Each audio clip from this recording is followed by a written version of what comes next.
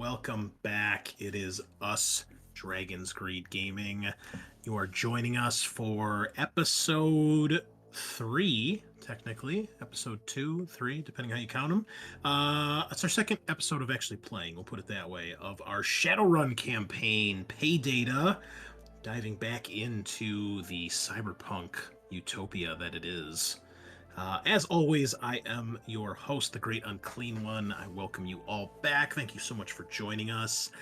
As always, before we get started, stop by the old Facebook page. Keep up with all the news on the podcast, and follow us over on Spreaker, YouTube, Apple Podcasts, iTunes, all that good stuff. And you should do what our good friend Underwater Jaguar 855 did and leave us a 5-star review on Apple Podcasts. And it is quite possibly my most favorite review I've ever read. It is simply, it is a good podcast. I like that, Jaguar. There's no need to sugarcoat it. Just tell it like it is. So, yeah, be like Underwater Jaguar 855. Thank you for that, and do that. That's good. Very helpful. Also, if you want to be even cooler than Underwater Jaguar 855, although I don't know how you could be with a name like that, you can be like our newest Patreon member, Courtney. Courtney, thank you so much for joining the Brood at the Dragongling tier. We'll have some early access episodes coming your way every week, so thank you so much for that. But yeah, if you've got some extra change in your pocket and you want to toss a few coins into the Dragon's Hoard and help support us financially, we use that for new equipment and hosting fees and things of that nature. That is also very helpful and much appreciated. So thank you to our patrons who are already part of that. But if you can't do that, I understand. Everything's way fucking expensive. Except gas. Gas was actually cheap the last week. It's gone down quite a bit around where I'm at, so that's nice. But everything else is expensive. So, I have gas, but I can't eat. So, usually it's I can eat, but I can't drive anywhere. So it's, one or the other. It's a tough life out here, but that is I got the opposite problem where every time I eat, I get gas. Oh, yeah. I've tried eating the gas once too, but that didn't work too well. So, anyway. Oh, you're right. God damn it, I fucked it up. Anyway, let's do a round around the table. We'll hear from our GM and players. Tell us who you are, who you're playing, anything else exciting you'd like to share with the group. Listeners, Scar is currently not here. He's on his way. He had something like, I don't know, a birthday party for a family member, some stupid shit like that he had to go to. So he's not here yet, but he should be shortly. So he doesn't get to introduce himself because he's not cool like the rest of my crew here. So we'll start it off with our GM, Adam. Hello, welcome back. How's it going? Oh man, it's going well. It's the weekend. I am not at work, which is lovely. So my name's Adam. I'm your game master. I will be playing everybody other than who these guys are playing. I have a real quick thing I want to point out. If any of you guys ever happen to find yourselves in Mount Prospect, Illinois, check out Mia's Cantina if you like Mexican food. They've got the best mole that I've ever had in my life. I had that for dinner, and I was like, man, everyone should know about this. So check it out. It's great. They're right by Games Plus, my favorite local friendly gaming store. Check out the legendary Games Plus. Been there for, 30, 40 years? This place has so many games in it, and every week they have pictures on their Facebook of new releases, and it's like dozens and dozens and dozens of product. I don't know how they fit anything else in that store, but somehow they still do, which is quite impressive. It's like magic. They've got everything. They really do, man. Any game, and lots of old shit too, which is always cool. So wonderful. All right, who wants to go next? I guess I will. There you go. Lovely. Who are you? I'm Sean. I have been on the podcast a few times before. Super excited to play Shadowrun, and I'm playing the human mage Franklin Nichols, Volt. His runner name is Voltostran. AKA Volt. Yep. Yes. That's probably what everyone will call him. I don't think we use our regular people names here. Yeah. And so I'm happy to be here. Great. Well, we're happy to have you, Sean. Oh, as always. How about that Friday the 13th last week? A real blast. Oh man, that shit was fun. We had a blast with that, listeners. Check out, I uploaded some of the episodes to our YouTube. There's no commentary, but if you want to see some of the madness we had, I know one of my playthroughs as Jason is up there, and I think I did fairly well the first time. So everybody got a chance to play as the Masked Killer. We had quite a few epic times. We almost killed Jason too in one of them, but we fucked we it were up a bit. so close. Yeah, we botched it right at the end. So, but yeah, you know what? One thing that didn't happen, which normally does, nobody got accidentally or purposely run over by a car when we were trying to escape. Yeah, that usually happens at least once. I tried to run Jason over with a car, found out he automatically brakes it. Yep, he was just like a tree. Makes sense. Fuck me, I guess. Yeah. Oh man. I used that to my advantage when I then played Jason. Oh yeah. The like 10-minute car chase. Oh, that was you know, great times. He showed off, and in the end, he's dead. Yeah. So that's what he gets. Anywho, our last player for tonight, that's not me. That would be me. I'm Aaron. And yeah, I'm playing Jacques Millard, aka Ford, who's our resident troll. But yeah. This week actually, I did stand up for the first time in 3 years since COVID started. Yeah. No, I used to be pretty regular, but then I moved out of the city and COVID happened, and I haven't been on stage. Oh no. Are you still there, Aaron? Uh-oh. Is your Canadian internet acting up again? I don't know. I can hear you. All right. You cut out a little bit after you said you hadn't been up on stage in a while. Oh, I hadn't been on stage since COVID started, like just between COVID and moving. But it was nice to get back up, and I'm hoping to. Cool. Yeah, that's awesome. Do you have anything like online we can check out or post it or anything like that? Oh, say again. All right. Well, clearly the Canadian maple syrup and bacon is clouding his internet, so we will move along here. Scar just hopped in just in time. I'm considering not letting him introduce himself to keep my promise, but I'm a nice guy. So, oh, and there he goes. Scar, welcome. How are you? You're just in time. We're doing introductions. I'm good. I'm late because I just got back from my first RTT ever. I got annihilated. It was a blast. Oh, I thought you were doing something stupid like a family member's birthday party. Okay, so you actually had an okay reason to be late. That's good. What were you playing? Tell us more.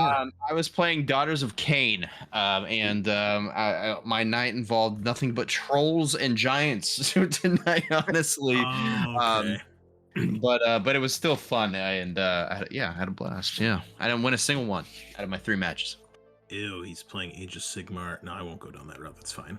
Well, I'm sorry to hear that you got smashed, but that's what happens in tournaments if you're not a tournament player and you're not a power gamer. So, you know. I came here to have fun. Sucks to be you. You also came here to win. Well, I think my biggest issue is I need to learn the other armies too. My ignorance is killing me, really. Yeah, I only played in like 2 tournaments back in the day. One, I was the ringer for one of the GTs in Vegas one year when I worked for GW, and another one was basically an all-staff tournament, and some of the stores invited like some of their like regular players, which was a mistake because it just opened up the gates for power gaming douchebags. Yeah. But I played in that, and in the second round, I played against another staff member who was new at one of the stores. He'd been there for like less than a year, and he was brand new to Warhammer, so he had a brand new army of high elves, and I was basically like teaching him the game while we played, which I didn't have a problem with. And I usually run pretty balanced lists. I don't like take power gamey, like crush your opponent at all costs.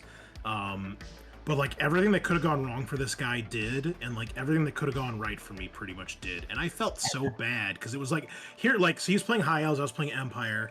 He had a Lord on a Dragon, right? Cool, scary, you know, like 700 points of your army. He tried to charge my knights.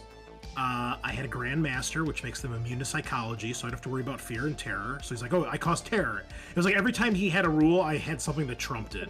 And it wasn't like for like me trying to do that, just like that's how it was. It was like, oh, I cause terror. I'm like, oh, they're immune to psychology because of this guy. Oh, okay. So he's like, I charge. All right. Well, you fly, you charge 20 inches. He miscalculated. He didn't get the charge, right? He was like a couple inches short. And he's like, okay, so I go half my distance. I'm like, well, you're a flyer. They actually go their full distance. So the dragon stops, like, right in front of the knights. I'm like, I'm so sorry. No. I declare charge, right? So Knights of the Inner Circle, White Wolves, with the general, they charge in, they do a bunch of wounds. The dragon attacks back, kills some guys, and it's like, okay, well, combat resolution, I've got a banner, I outnumber, I've got this, I got that. It's just like, okay, your general loses. He's like, okay, I'm leadership 10. I'm like, yeah, well, you lost the fight by like 5, so now you're leadership 5. Oh, okay, there goes the general running. Oh, I'm a flyer. I get to run 3d6. I'm like, yeah, I'm Cav. I also run 3d6. Catch his dragon and kill him. It's like, oh my god, I feel so bad. Like, Yikes. you know, so that was shitty. And then like, on the flip side, the first game was against Power Gaming, idiot who was just being a douchebag. So all comers to that kind of stuff. So I feel your pain, Scar. Well, we had some of the best players in the world, and I played one of them tonight. And so I Fun. it was brutal. Well, I also played some tabletop games today. Ernie and I played our 4th game of 10th edition 40k. We have stepped out of the baby shoes of Combat Patrol, and we have moved up to the mighty 750 point value, which is quite a lot of stuff in 10th edition. I was quite surprised with how many models I had. Back in older editions, that would have been like maybe 2 squads of dudes and maybe a character. This was like a whole fucking army, which was awesome. And once again, we had a super close game. It came down to 4 victory point difference in the end. Ernie pulled it out on top. And with basically a final objective in the last turn, he scored 4 victory points to put him just over. Without that, I would have won. So really close game. We're really having a lot of fun with that. Painted some new Chaos Spawn, which I got on the table today. And they didn't suffer from newly painted model syndrome. They didn't die immediately before they got to do anything. So, they didn't do anything when they finally got a chance to do something. They failed completely, but I did get the chance to roll dice with them, so that was very exciting. And other than that, Archives of the Empire 3 showed up for Warhammer Roleplay today, so more goodness to add to our favorite RPG. So, all good stuff.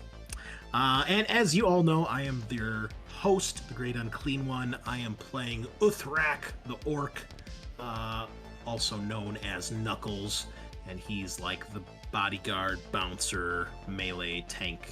Not necessarily melee, but tank combat character that rides a Harley. So, yeah. So, Adam, take it away. Last we left. All right, so you had just finished an evening with Jimmy, and you had gotten instructions on, or I guess advice, I don't know how you want to phrase it, but you'd gotten a tip about a job and a location to visit tomorrow at 4 p.m. I believe it was. Was it 4? I think it was 4. It's 4. I have it in my notes. Excellent. You took notes. That's great. So, 4 p.m. at a location known as the Alabaster Maiden, a nightclub that is known for having a statue outside that some people claim is actually a petrified mage, but some people claim that that's bullshit. Probably is. Maybe not. Somebody rolled the I believe knowledge that's roll where we last left episode. off. Yeah, we had all called it a night, gone our separate ways, and we're supposed to meet up the next day. Does anybody have anything they want to do before heading to this meetup? Sleep. Eat, Yeah, that sounds good. Yeah. shower. Yeah, normal standard stuff. you I know. drive my kid to school. In your death car? In my death car, yeah. Awesome. Bring all of her friends too. So, it gets close to time. A couple of you guys don't have vehicles, but I think you probably carpool for the most part and arrive at the Alabaster Maiden. 4 p.m. The place is closed. Doesn't open until 7 o'clock. Doors are locked. Statues out front. It's cloudy. Looks like it's gonna rain. Not raining yet though, which is nice. Most of the time it rains. Still pretty cold out. Being about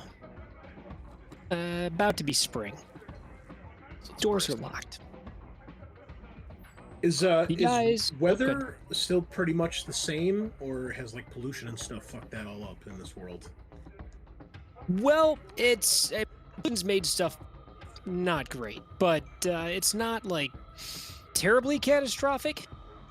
This is a hopeful future, by the way, where it's all just corporate greed and all these terrible things, but no climate apocalypse yet. Oh, okay. Oh. That's good. Yeah, there's still time. But anyhow, you head to this building. I'm guessing you guys all get there right around the same time. Does that sound good? Yeah, Doc yeah. would be prompt. He would arrive on time. And I'm assuming he picked up Mantis and Volt, so... I would, send you a message in my shitty burner like, "Hey, Nogar, can you've got time, like, swing by the burnt out building?" Yeah, you get a text to be like, thumbs up. He's on his way, Mantis. We're good. Are you guys in the same burnt out building? I think so. Yeah, we're roommates. Yeah. Oh, nice. Yeah, they split the rent. Yeah, I'll take this pile of rubble and I'll take this collapsed staircase. Wonderful. Rent is really affordable. All we have to do is drive off random biker gangs every couple weeks. It's great. Sounds like my Just gotta type of fend off place. the rabid dogs. Yeah. You stay on your side of the condemned abandoned building, and I'll stay on my side. All right, so you arrive. Doors are locked. Around the side of the building, though, you see there's an alleyway, and there's a big troll standing in front of that door. He's well dressed. Let's go approach him. You guys head up, and he says, "Club's closed. Come back after 7." We have a meeting with Mr. Johnson. He gives you an appraising look. Pauses for a moment. He says, "All right, you first, big guy, up against the wall." Excuse me? Troll on troll action here. What are you looking for? What is this for? Just make sure you're not bringing anything in you shouldn't bring in. Alright, whatever. And yeah, I put my hands up against the wall. Let him do what he's gonna Yeah, do. he gives you a pat down. Is there anything that you're trying to sneak into this meeting?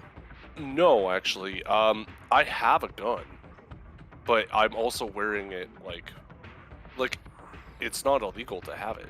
So, yeah, I have a gun. I'll even just like point it out and like take off the holster if he wants to take it. Yeah, he's like, "Yeah, I'll hang out of this." Yes, And, he'll pat you down. If there's nothing else that you've got that you shouldn't have, he's gonna tell you to step over to the side. Hey, I give a long, heavy sigh and start taking all my equipment off. You know, the two Okay. bandoliers of ammunition, the grenades, the gun, the knife, the shotgun. Knuckles, you walk around with that? It's not illegal. He keeps unloading your pockets. And it goes on and on and on. It's and like that scene in comical. The Mask when they arrest him. They just keep pulling stuff out of his pocket. Yeah. So Bazooka. that goes through, and yeah. Anybody else have any kind of gear they shouldn't have? I hand him my claw hammer. He he looks at it and he looks at you. He's like, "Oh, all right." And What would constitute as shouldn't have?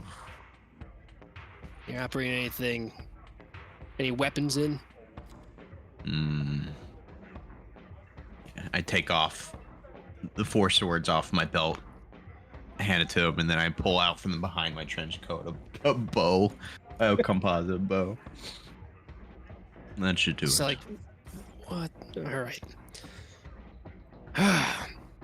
All right. He knocks on the door. It's a special sequence of knocks, and then the little slide opens up. You see eyes on the other side, and then it slides shut. Door opens. There's an orc gentleman on the inside. He's also similarly well dressed, and he gestures for you to head in. You guys follow the way he's pointing. You go down a hall. There's a door at the end. You open it, and it goes into the kitchen. And there's a bunch of guys in there.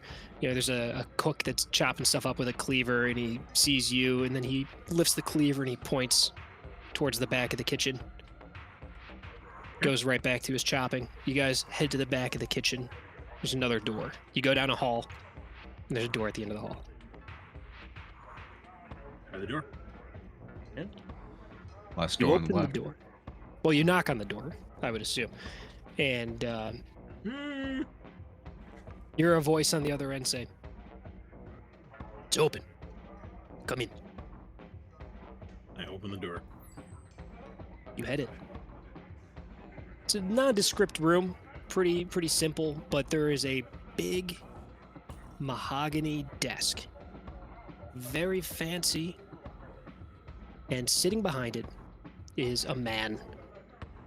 It's a Hispanic man, looks to be maybe late 40s, early 50s. Mustache. He's wearing a nice suit. Looks expensive. You could also see that he's got a cybernetic arm. Also looks very expensive. The room smells like leather and cigars. And he's sitting in a nice, tall-backed chair. And there's a couple of other chairs sitting in front of the desk. And he says, "Please sit down." Oh yeah, I'll take a seat.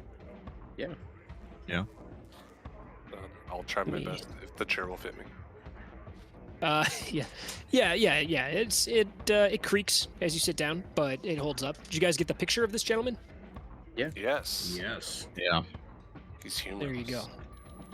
Humorless. None. No humor. Hold you to it. I'll tell any jokes. He says, "You've been sent by our mutual friend, I take it." Correct. Good Excellent. assumption. Friend's a loose word, but yeah. Well, I have a job, and this job is fairly straightforward, fairly simple. It'll require access to a restricted building, and once you are inside, there's an item I need to have extracted.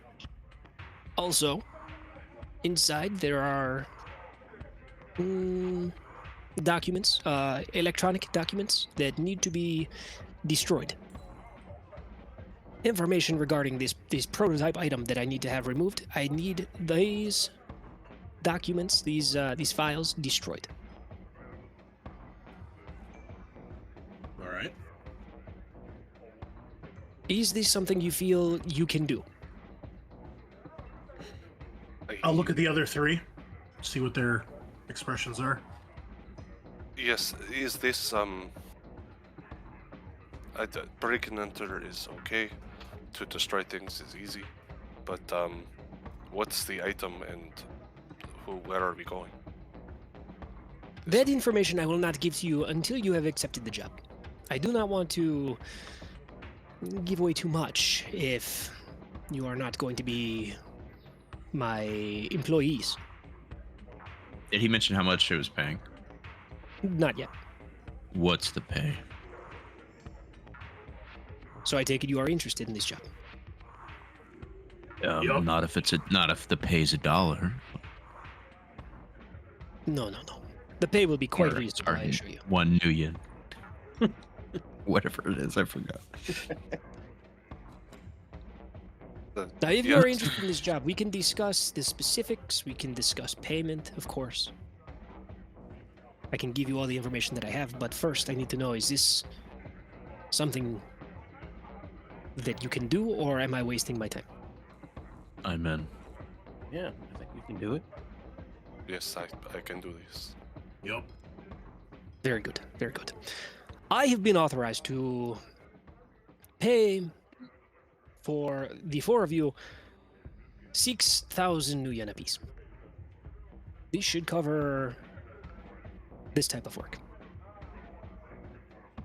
All right. Go on. Now, the location is a research and development studio. It is called Gortiz El Cameco. You'll find it in... Oh, fuck me. Where'd it go? And my notes disappeared, he says. I don't know if we can trust this guy. Doesn't seem very professional. Right. Not at all. Working out of the Here back you of a kitchen. It is located in the downtown district of Seattle. I will provide you with information regarding its address, as well as some other documents on a encrypted file that you can view later. Now, the item is a type of weapon that is being developed. Now, I do not have the information regarding which exact, how do you say, studio that it will be in, but it will be in this building.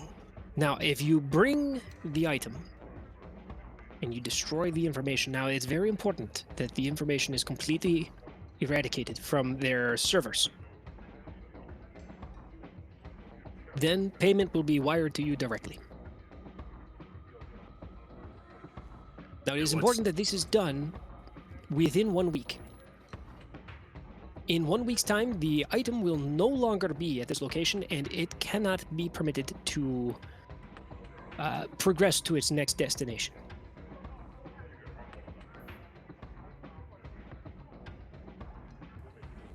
Understood.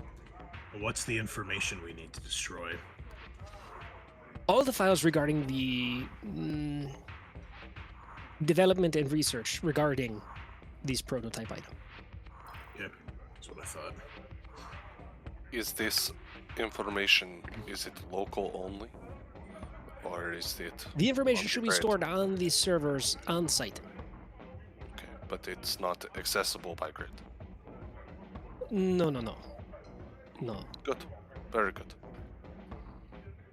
What kind of security are we talking? This is information that I do not concern myself with. There are security guards, obviously, probably cameras, things like this. I think what Mr. Johnson's trying to say is that's our job. We have Yes, a week same. in regard this building and learn what we must.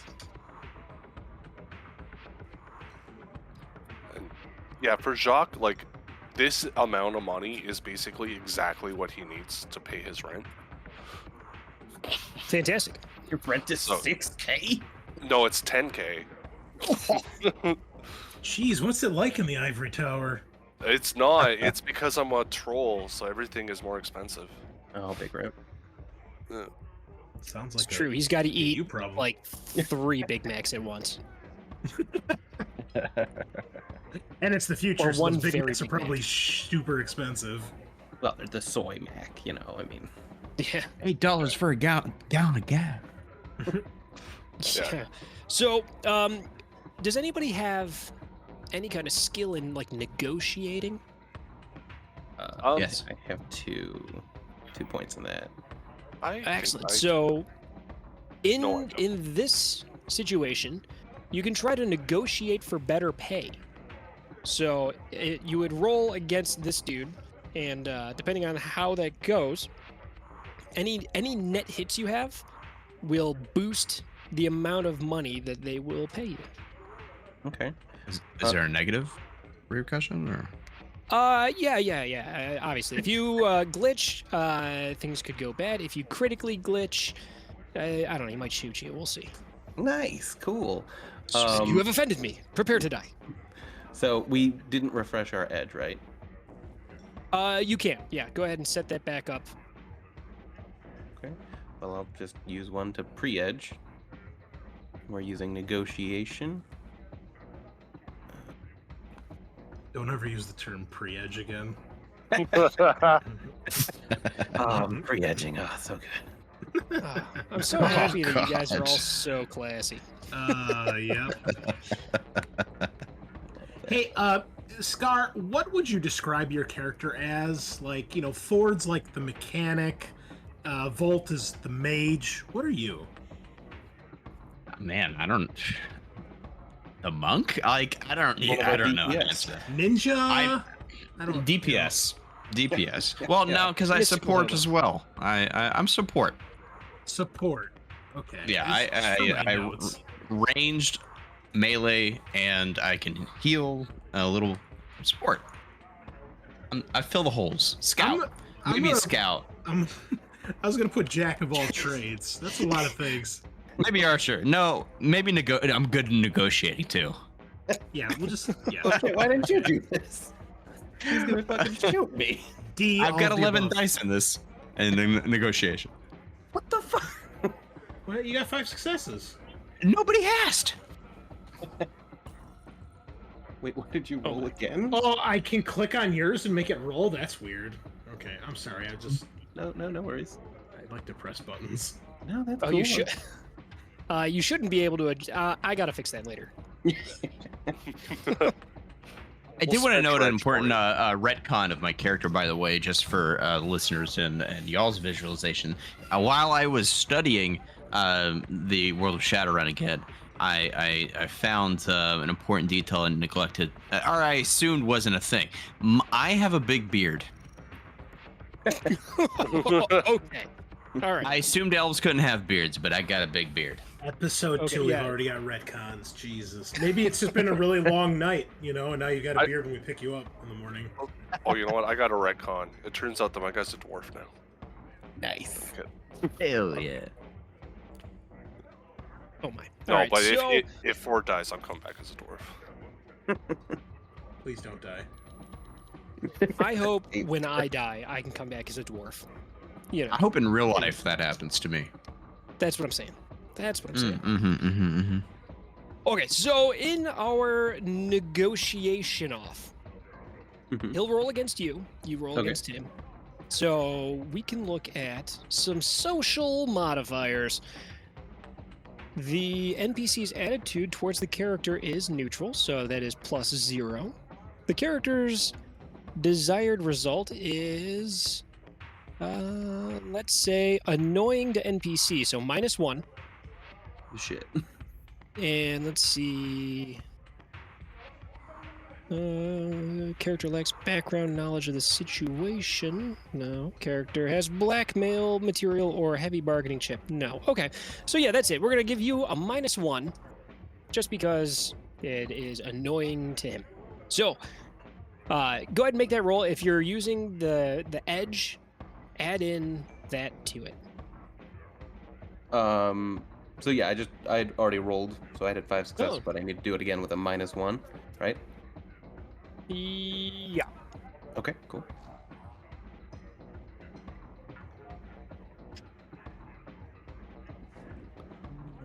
-1.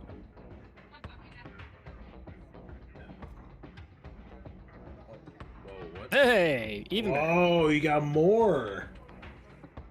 Okay, Nice. and I've got 4, so that's 2 net successes. So it's going to give you extra pay.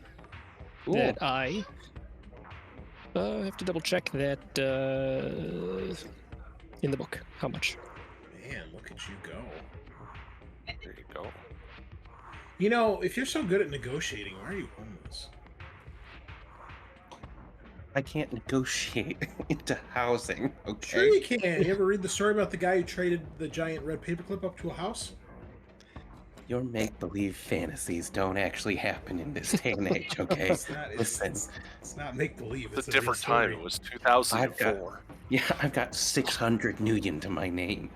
All right, That was enough for before the 10 last soy recession. burgers. Okay.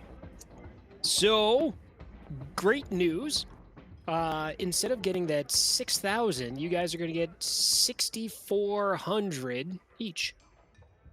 Oh, Nice. Look at you go. Well done. thanks, He guys. says, yes, fine. That is acceptable. I can pay you 6,400 apiece. Deal. Yes. Excellent. He Once slides the we're chip done, across. Oh, good. once we're done, where do we bring the weapon? I will be in touch with you. Here is a bundle for you, and he slides across a chip. Information on this chip will provide you anything else that you may need to know. Gentlemen, Alright. thank you for your punctuality. I will be in touch. Good day. I say good day. Good day. Good we leave. day. And I will say au revoir, bon monsieur, A as good I day. leave. Does he speak French? He sounds like he speaks French. He understands that at least. Yeah. Fair enough. And yeah, we'll leave. All right. So you guys head back out down the hall, through the kitchen, down the hall, and then out that door. As you get there, that big troll, not quite as big as you though, has all of your gear waiting for you. He has a little safe that's by that door that he unlocks and then gestures for you guys to take back your stuff. And then he hands the hammer over specifically. It's like, and yours, sir?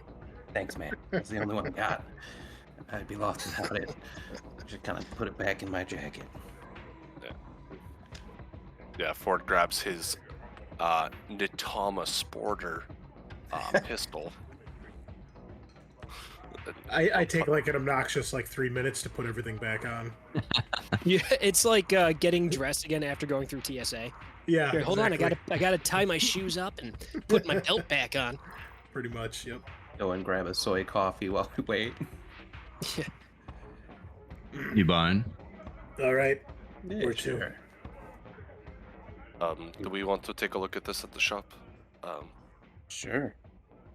What And is it? mechanically speaking, I purchased a shop which is in our neighborhood. Oh wow. Damn, bro. Like And you're not Adam, you're not can you- letting us sleep there. Why? You didn't ask. you never asked me. We don't know each You're other criminal. that well. No, that's fair. That's fair. Also, You look quite homeless. McCann purchased it, but story-wise, I think it just makes more sense that I work there. So I have like a bay or a workshop or something Oh, cool. there. Adam, can you type the name of the place? I didn't quite. I got Cortez Alchemico Pico Cinco de Mayo. Cortez Alchemical. Okay. It is Gortiz alchemical. Like that. Alchemical. Oh, I As in I the misunderstood Spanish what you chemical. Yeah, it's okay. Okay, cool. So has anybody got well, you guys head back and you head to the shop. It's by this time it's probably about 5 p.m. ish. I would assume most of the people at the shop have left for the day already, and it's just, the one guy that works the counter and maybe like one mechanic is back there working on his stuff. The guy at the counter, his name is Troy Fellows. He's a contact of mine. Okay. He's also a mechanic. And yeah, he's the owner of the shop, or one of the owners. Of like the larger shop, but I have like a bay that like I can kind of come and go from. I think So it was makes Troy? sense. Troy Fellows. Okay. And yeah, I have like one of those like garage door openers. I click it and my bay opens and I just drive straight in, and I'll let Earthrock pull in as well before I close it. Sweet. Dude, we look so cool. Yes, very cool people. This is excellent. Slowly becoming Russian, I think. But It's pretty cool, yeah. Oh god, that keeps happening with everything for me. I don't know why. Like like the dude will drift from like Mexican to Russian, and it's like, why did that happen? Oh, welcome. All right, so you guys arrive, and it's fairly quiet, other than the occasional sound of impact going off just zzzt, zzzt, every once in a while, and maybe some rock music playing from the next thing over where the guy's still working on one of the cars. So you've got the place mostly to yourselves. is there a way to like if there was a computer or something, or like can we all look at the information at the same time, or do we got to like share this chip back and forth? Well, somebody would slot the chip into their comm link, and then you're able to kind of blast it around to each other. Think of it kind of like a Discord server where you're able to communicate with each other and you can share information from it, and everybody can access it and look at it together. But everybody's gonna be like staring at their own phone unless somebody's got like a projector or something. If you want, you could have like a screen that you can cast to in there. That would make sense for you to have in a shop. Sure. Then we can do it we can draw on it with markers Yeah. and stuff.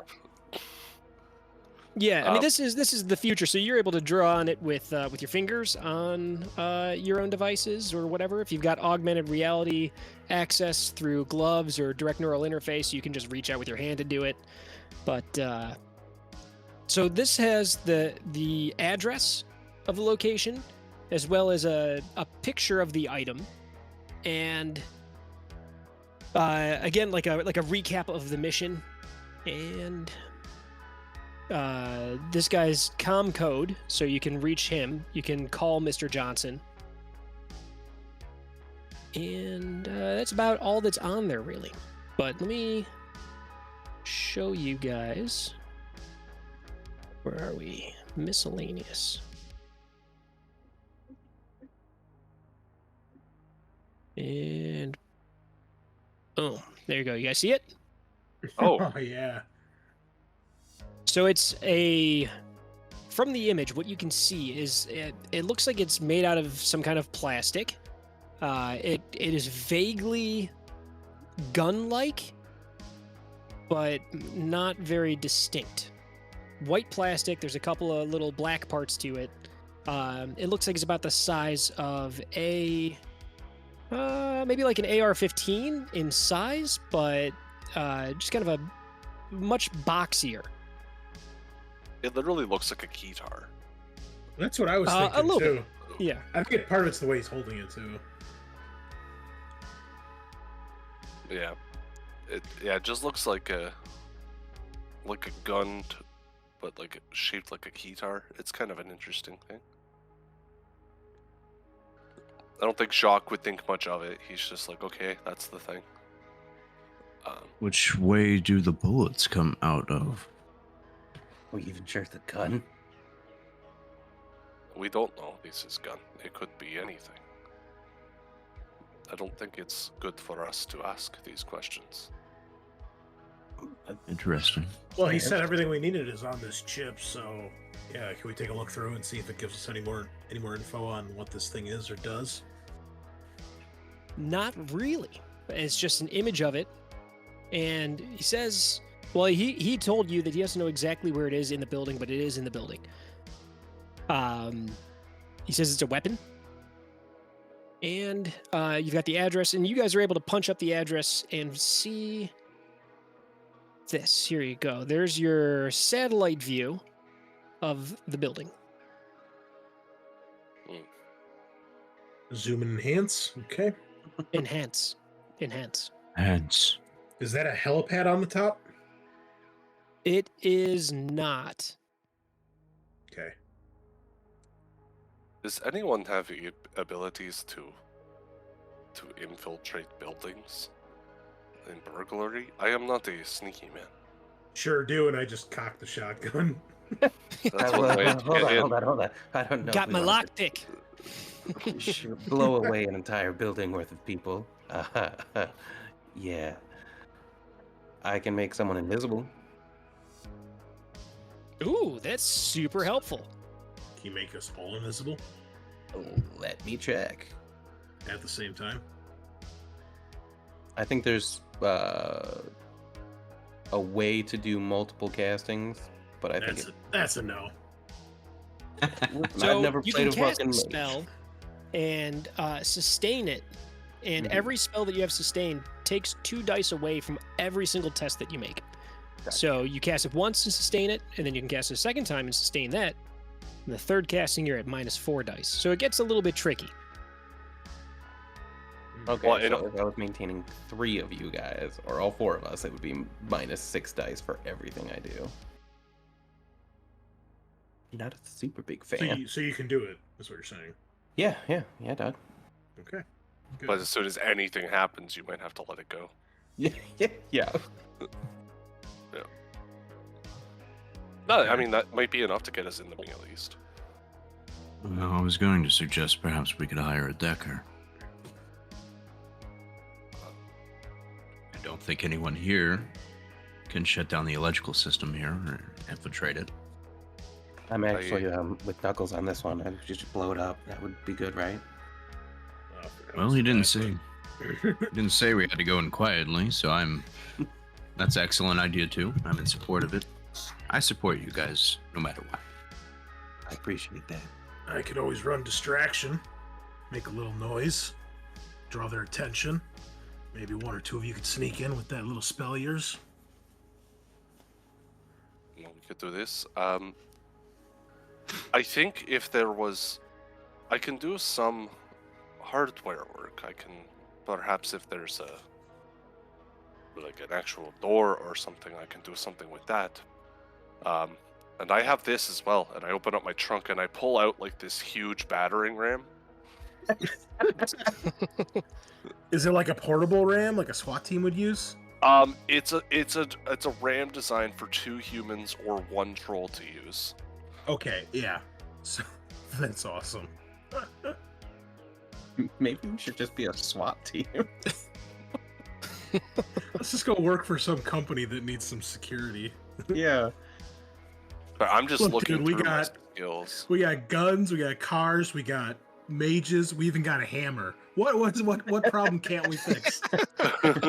Hey, you don't look down on the hammer. It's gonna come into handy at one point. I swear to God. I can't wait, dude. Oh, the one problem that all these things can't fix is that you guys are all illegal, so no one will hire you. That's the problem. You know, illegal's such And a that's the harsh tragedy. word. And that's the tragedy of it, is that in a different life, had all of you guys been born under better circumstances, absolutely, you guys would make a crack SWAT team. But We can't Such work is with life. the police. That's the sad thing is You we were- wanna do legal work, but we can't, so we're forced you were to do dealt this. a Literally shit why I'm hand, homeless. and half you guys are homeless. Yeah. We're forced to carry around grenades and hammers. Yep. Society did this to me. This is all society's fault. I just want to sell shoes, damn it! You know what? It's society's fault that I know how to make people invisible. Yeah. I don't know about hiring a decker to necessarily help us on the job, but maybe someone to get us some intel, layout, blueprints, stuff like that. I mean, the decker's probably going to be useful if we want to like shut off cameras and stuff. I mean, Yeah. we could get pricing. It's towards the end of the month. I am literally worried about my ability to pay my rent.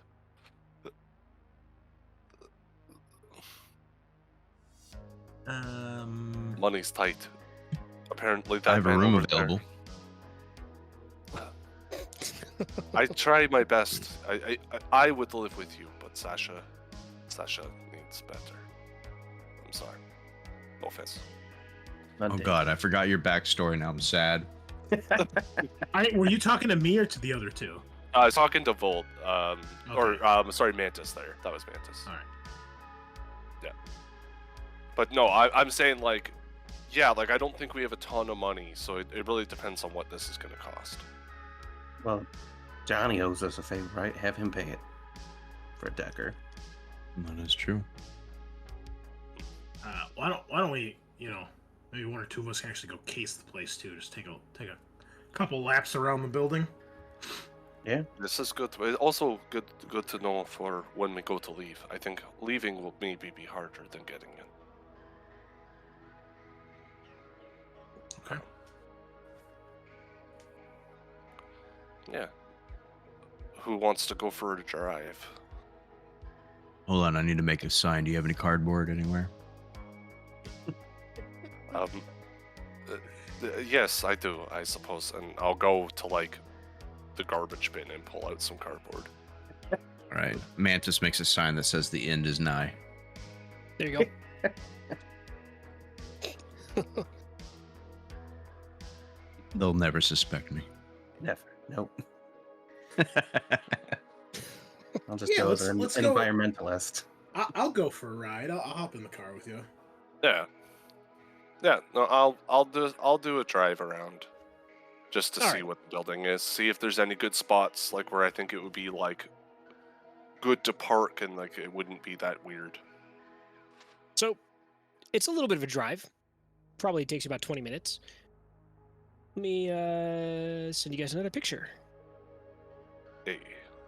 Oh, There we we're doing go. things right. Here's a view from the outside. This looks like my normal office building. Yeah. It looks like Yeah, it it's looks- Georgetown Squared, not Cortez Alchemical. Don't worry about that. Oh my god! That's crazy. My wife grew up there. Like not in that building, but like in that I'm town. like, that's really in that building? In the office building? Jeez. Wow, Oh. I thought my parents were strict growing up. Goddamn. interesting life. Yeah. Okay. How many entrances when we do the circle around? So, this building appears to be 4 stories. 5 if you include that one part on the roof there. But Yep. the main the ground level is parking. There are 3 ways into that parking structure. There are 2 doors also on that ground level. Now, also, do you guys notice anything on that second floor? Yeah, I see the sky bridge on the left. Yeah. So if you cross-reference with your satellite view, Zoom you in can see enhance. that goes. Yes, you can see that is on the south end of the building. Yep. Goes across into a full parking structure. And that's all that building is across the street is a big parking structure. It is, yeah. Big parking garage. 4-story parking garage. And so we park on second story and we can allons-y on over. Yes? How many floors is the parking garage? 4. Can we get up to the top floor and see if The we can parking see? garage? Yeah, and see if we can see down, or at least across to the other building. See You what's on can. the You roof? get up to the top and you can see across. It's the same height, other Okay. than that part that sticks up at the top. Yeah. So what else is on the Sort of roof, thing. if anything? So looking across the roof's got, all the regular utility kind of stuff up there, air conditioning units and ventilation things like that. There's also a kind of like a very small 5th floor to it, and you can't really tell what's going on in there. But if anybody's got any kind of, does anybody have any experience with like architecture or knowledge about architecture or anything they think would be relevant to knowing about buildings? Unlikely. No, not me. No. Yeah, just Okay. basic Seattle knowledge is the knowledge skill I took, so no. Yeah, unfortunately, you're not sure what would be going on in that part. Yeah. Obviously, where the gun is. Yes, obviously. If you had any knowledge of architecture, the floor is gun storage. Can we see from where we are, like the design that we see on top of the building from the aerial view? Is that anything in particular? Is it like a skylight or a ceiling windows or anything like that? I'm not sure what you're referencing, So- but In the So if you look at the- satellite Yeah. image, there's like a hexagonal shape on top of the building. What is that? So that inside of that's like a low wall, and then inside of it is where all of the like ventilation equipment would be. Okay, gotcha. So And if you that's look on- that's recessed from the top of the roof itself. No, it's a little bit. I mean, it's all of the ventilation equipment is on the roof, but there's a low wall that surrounds that stuff. Oh, I gotcha. Okay. Yeah. Okay.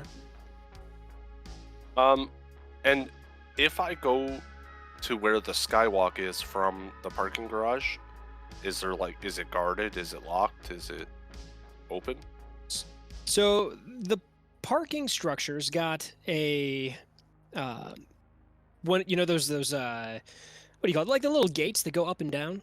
A little arm that raises up, and like a dude, and like you have to pay to park in there. Mhm. So you guys, you don't have to worry about tracking that fiddly of an amount of money, but you guys are out, $5 to go and check out this parking structure. But the door from the parking structure that goes to that bridge is not guarded, but it is a fire door, a heavy metal door that it doesn't have like a guard or anything like that. But without trying it, you can't really get any more information. And I'm sorry, is this the door leaving the parking garage, or the door entering the building? Leaving the parking garage. So it's parking garage door, and then on the other Sky side of the bridge. door is where that bridge is. Yes. I will try the door. Okay, so the door is not locked or anything like that. So you can open it, you can go in, but when you open it, that bridge that goes across, you can see at the end of it there's cameras. Okay. And is there just a door at the end of the bridge going into the building? Yes. So the door at the other end of the bridge is like glass, mostly, door. Mhm. It's a metal door with a metal frame, but the majority of it's glass. I would say probably, 7/8 of the door is glass. Okay, I gotcha. Okay, yeah, I'll close the metal door and go back to the car. Explain Okay. what I saw. We need to speak There's our to this invisibility. parking attendant, I think. Say again? I think we need to speak to the parking attendant. He should forget that we are here today and when we come back again. Like, we should bribe him so that he doesn't impede us at all or report us. I mean, sure. If you say so.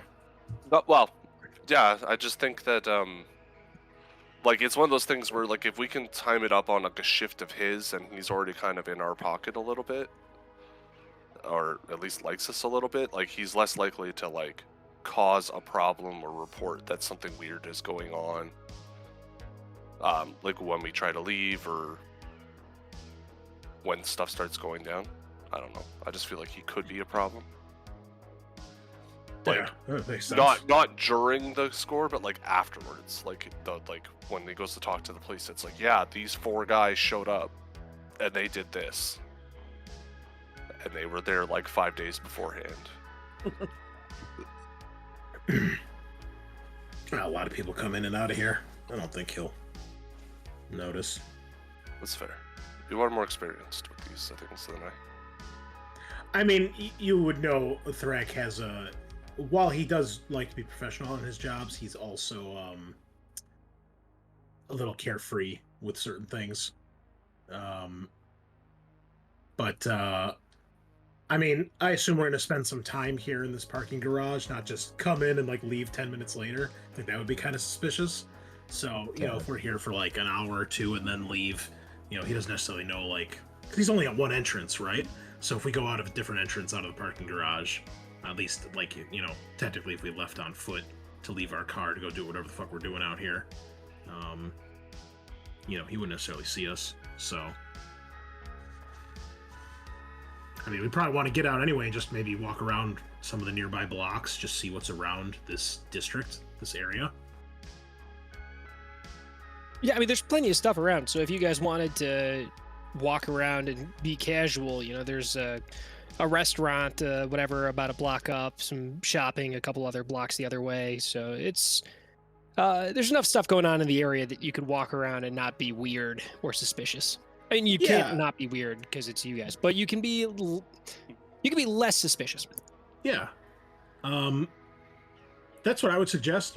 We'll actually like park the car once we check out the sky bridge, and then we'll actually leave the garage on foot and just kind of walk around the neighborhood and see what's around. Maybe find a spot to just chill and look for a little bit. And that way we're not just going into the garage and then leaving immediately. So yeah, you guys walk out. You find a restaurant. There's a little place that's got like a Greek diner kind of situation. So you guys can get some soup and, there's rolls and, crackers in a plastic packet. Get me euro. All that's made out of soy. And yeah, you can get a euro. It's not bad. It's not bad. I mean, of course, it's, again, soy and the legal amount of sawdust and, that kind of crap. Yeah, we need to find out what's a layout of this building. Yes. Do you know a Decker? They're Mantis. Mantis? Oh no. Scar? Uh-oh. Well, he's I think he BRB'd. Oh, that was a while back, but yeah. Well, I don't know. What about you, Volt? Do you know a Decker? Do I know someone who's smart with technology? No, I can't even use my technology. But like I said, Johnny owes us a favor, a pretty big one. So Sorry, I unplugged my mic. To find someone for us. Oh. That's exactly what I said, though. Is like but I'm sure Johnny does. Yeah. All right, great. On the same page. Okay. Yeah, we could just text think and like be like, hey, you want to get us, we need like blueprints for this building? Something like that, yeah. Adam, just doing like general searches on the interwebs, what can we find out about this business? So you're able to get on there and do some basic, just like Google it, nothing crazy. So let me get you guys, bam, here's a picture of the interior that you're able to pull from their website. And another one, bam. Okay. Those are pictures of the interior. And what does this company do? What are they about? Gortys Alchemical is a startup created by a man named Gorton and a guy named Ortiz. It is all these corporate type buzzword bullshit, basically describing that they work with alchemy to revolutionize outside of the box while shifting paradigms of what it means to be functional in the 70s. And what can alchemy do for you? And it's just like all sorts of like crap bullshit. But it sounds like they research into magical consumables is their main shtick. They are a private company, and you're not able to immediately find any other kind of details about like ownership or anything like that. But it seems like they're probably pretty small time. As far as you can tell, this company's been around for roughly 7 years and has not been massively successful. But they've had a couple of patents, and they talk about work in polymers and environmental concerns. And I'm sorry, what kind of products did you say they made? There's a couple. There's nothing that's really stands out. But Well, you said like magical biodegradable consumables. straws. Yes. Okay. So like they make Potions? like health potions. No, not like health potions, but like basically like specially treated polymers that can be used in magical applications for the synthetic ritual components for revolutionizing your eco-friendly, green, modern traditionalist. Gentlemen, this is a front. Obviously. I don't understand what any of this is. Like, I know all the words. You say them in that order. It's going through Knuckles' head right now too. Like, yep. Those are all definitely words I've read about one. I know the meaning of every single word in this sentence, but you put it together, nothing. Right. Get out of my intellectual zone. It sounds like magic bullshit. Corporate magic bullshit. Right, Yeah. yeah. But they went to school and learned the actual stuff how to do it, so. Listen, Are there any guards at the door entrances on the ground floor? There is basically there's kind of like a doorman. Now, does anybody have any kind of knowledge that's relevant to security companies, security processes, or anything along those lines? No, I know about local biker gangs and cars. Got black no, market pipelines, the German language, and Seattle knowledge. Okay. Nope. Okay, well, the security guys, you see... Spirituality, I got you covered. Spirituality? No. All right, so these guys have... their security... They've got a eagle logo on their gear. And it's the same in, like, you know, they're all wearing, like, a ball cap that's got, like, this eagle on the... Like, a real big eagle on the front of it. It's the same as the guy that's running the booth at the parking garage. So him, as well as the guys that guard this building, are from the same company, you assume. Or they're big fans of the Eagles, but it's not the right eagle for it to be the Eagles. Can we do a Google search on that and see if we can figure out what company it is? Do a little bit of digging, and you find out that there's a security company called, check it out, Eagle Security. Whoa.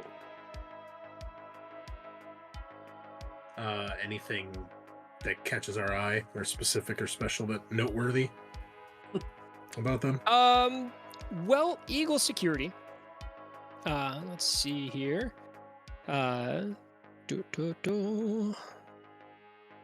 It's they belong to an A-rated corporation. Single A, not double, triple, or anything like that. They are Eagle. What's the official name? It's Eagle Security Service Incorporated is their actual name.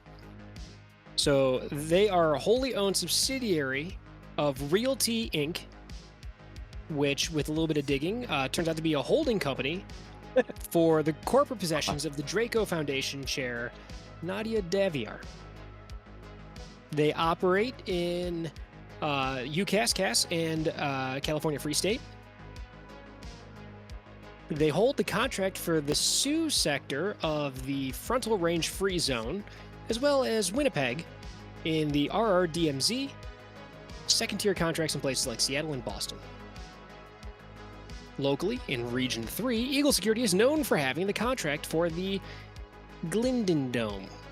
What those specific words mean, I don't know. I'm assuming that's like a sports venue or something. Maybe, it sounds like it. They're Yeah, the definitely. third largest private security company in North America. Okay, so they're not nobodies, but They're not total chumps, yeah. But they're not mean- the main police force. the main police force in Seattle at this time, and this is new. This is only for the past couple of years. Is Knight Errant. It used to be Lone Star. It was Lone Star for decades, but they did a pretty shit job handling things over the past couple of years, and they were replaced. I believe it's 2 years ago by Knight Errant. Can we see what the guards are equipped with, as far as weapons and any armor? Let's see what you get at a passing glance. Give me a perception roll. Hell yeah. Boom. 3 successes. 3 successes. That's great. So I've also got the zoom feature on my glasses, the magnification feature. okay, so you can see them from a reasonable distance. That's pretty cool. They all are packing a pistol. It's a Fichetis Security 600 pistol, as well as a Colt Cobra, which is a submachine. Sorry, what? You cut out. I'm sorry, a Colt Cobra, which is a submachine gun. All right, I'll relay that to the group, Standard issue firearm. SMGs. Nothing special, but not crap either. What about armor? They weren't any body armor? Well, let me take a quick peek here because for some reason it was not in the system where it should be. Where are you?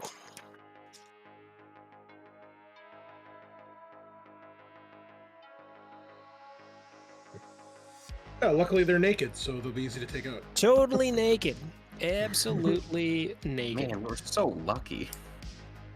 The armor, they're wearing the equivalent of armor jackets. They've got like a tactical vest that's got plates in it and stuff. Nice. Okay. I believe that's a technical term, plates and stuff. Okay. So we can probably take one of them, but we might not want to fight our way in. All of them? Yeah. Yeah. No, I mean, probably, And this boom, glass. there's a picture of one of these guys. Oh. It would be preferable. They're just doing their job after all. Exactly. How do I... Must be nice. Must be nice to have a job. Oh, wait, that's right. Painfully We're all disenfranchised. Fuck these guys. Damn them and their stupid job. A Yeah. salary, probably medical benefits. I mean, look, Man. he's got a mask. Clearly, he Yeah. has medical benefits. And it's a Going nice home to little his dude. home. Come on. Yeah, 4 walls and a roof, and it doesn't leak on you. Bet you eat tonight, and you don't even feel that weird about it afterwards. No rats pissing on him. He's not pissing on any rats. Must be nice. Okay, so, yeah, I think we try to find a decker to see if they can get us any more info on the inside, and then we need to So if decide how we're nobody's- getting in. If nobody's got a direct contact already, contacting Jimmy is a safe bet. He can get you guys in touch. Basically, whatever you need, Jimmy can get it for you. We need that item out of there in our hands. Hey, you know what? We'll give you 2,000 new yen. You pay some shady group of newbies. I mean, some of them got to do some work here. Come on. I'm gonna Dude, let what you if- in on a secret. That's if that was- basically what's already happened. Yeah. What if that was our whole shtick? We just took on jobs and sourced them out to other people. Just subcontracted everything. Gave them a small cut, and we're like, yeah. Subcontract them to even This more is the- homeless people. That's This is the that's what ultimate Jimmy does. Shadowrun experience. That's what Jimmy does. Yeah, so I've got that experience. It's one of the Shadowrun board games is basically that. Oh, that's hilarious, man. Yeah. Yeah, no, I think we should reach out to Jimmy and see what we can get in terms of information. if we can get Alright. maps. Let's call the grease ball up. So you guys called Jimmy. What are you asking him for? You Jimmy, looking for a decker? it's Knuckles. Oh, hey. How you doing? You guys go talk to that guy? Yeah, sure did. Good. Good. He's at, Need yeah, a- can you come back over here, please? Can you come on over here? Can you refill this? Thank you. All right, sorry. What? We need a decker. Someone who can let us know what's inside this building we got to get in. Yeah. Hold on. Let me hold on. And you can hear like him rifling through pockets and shit. Yeah, right here. This one. Yeah. Okay. All right. You fuck off. You fuck off. All right. So I got two guys I think that might be able to work for you. When do you need them? When do you need a guy? You need a guy right now? You guys need somebody? What do you need? What do you need? Come on.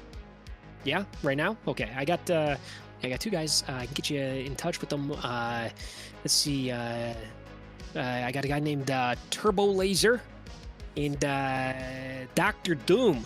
I got two guys. Here, I'll send them along to you. Here, there you go. And you hear a little broop, broop, broop, broop, and your phone kind of buzzes, and you get contact information for two guys. You know, these guys, you know what, free of charge. You know, I got, they're gonna want money. So you guys can deal with that. I get you in touch with them for free, though. How's that sound, huh? Hey, you the man, Jimmy. Oh yeah, don't I know it? All right, here you go. There you go. Give them a call. Set up what you need, and would you fucking hurry up? All right, yeah, you guys, whatever you do, just contact me anytime, okay? All right, thanks. I gotta go. I got this fucking thing going on. Yeah, I gotta go. He hangs up. Jimmy gives me anxiety. I always feel bad for the way he's treating wait staff. Yeah. All right. I look to the group. Dr. Doom or Mr. Turbo Laser. I mean, we gotta go with Dr. Doom. That That's what sounds I was awesome. feeling. He's got the They pulled their PhD. name from comic books? What's going on here? All right. He's got a PhD in Doom.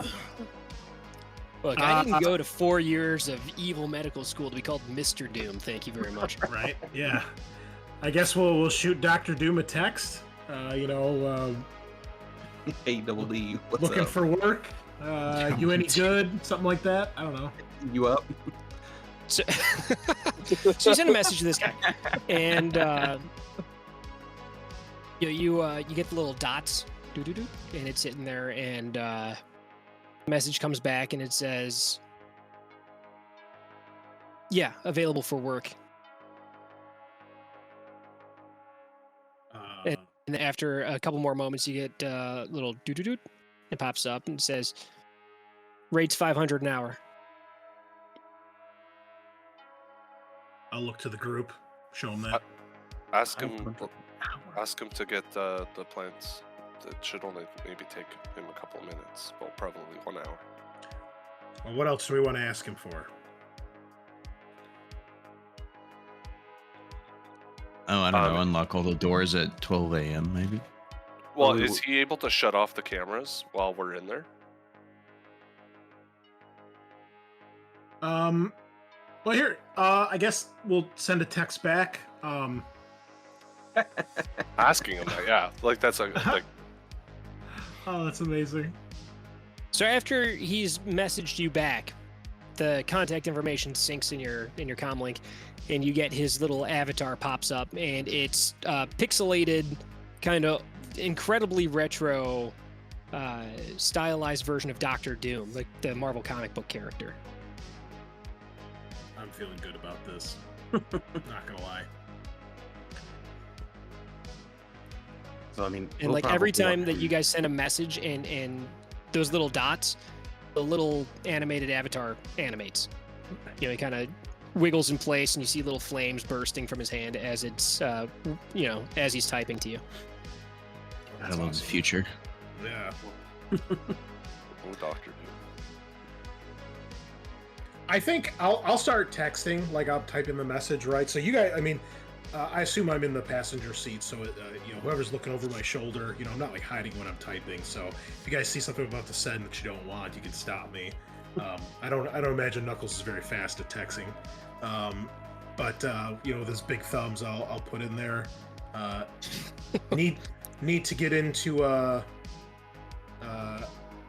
Gortez Alchemical. Gortez. And then just see what he says. You see it animating, and it says, Null Shinome, rates 500 per hour. Wait, what did he say? No what?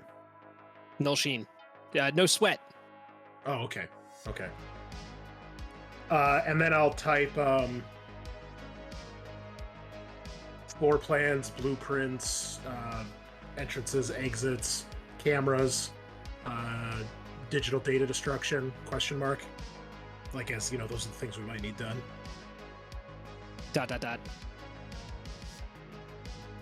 It says, Null Shin. I look to the group. He's very confident, yeah. So, how much are we willing to pay, right? Because we're getting 6,000 apiece. I'll pay him 500, no problem. I think I would do 500 as well. If 2 hours is enough. Well, we're also going to want him on the day of the job, right? Yeah. I mean, we can... So, a few hours of work, and then we pay him for the day of the job. Yeah. If needed, I will give some of my cut as well. Sure, works for me.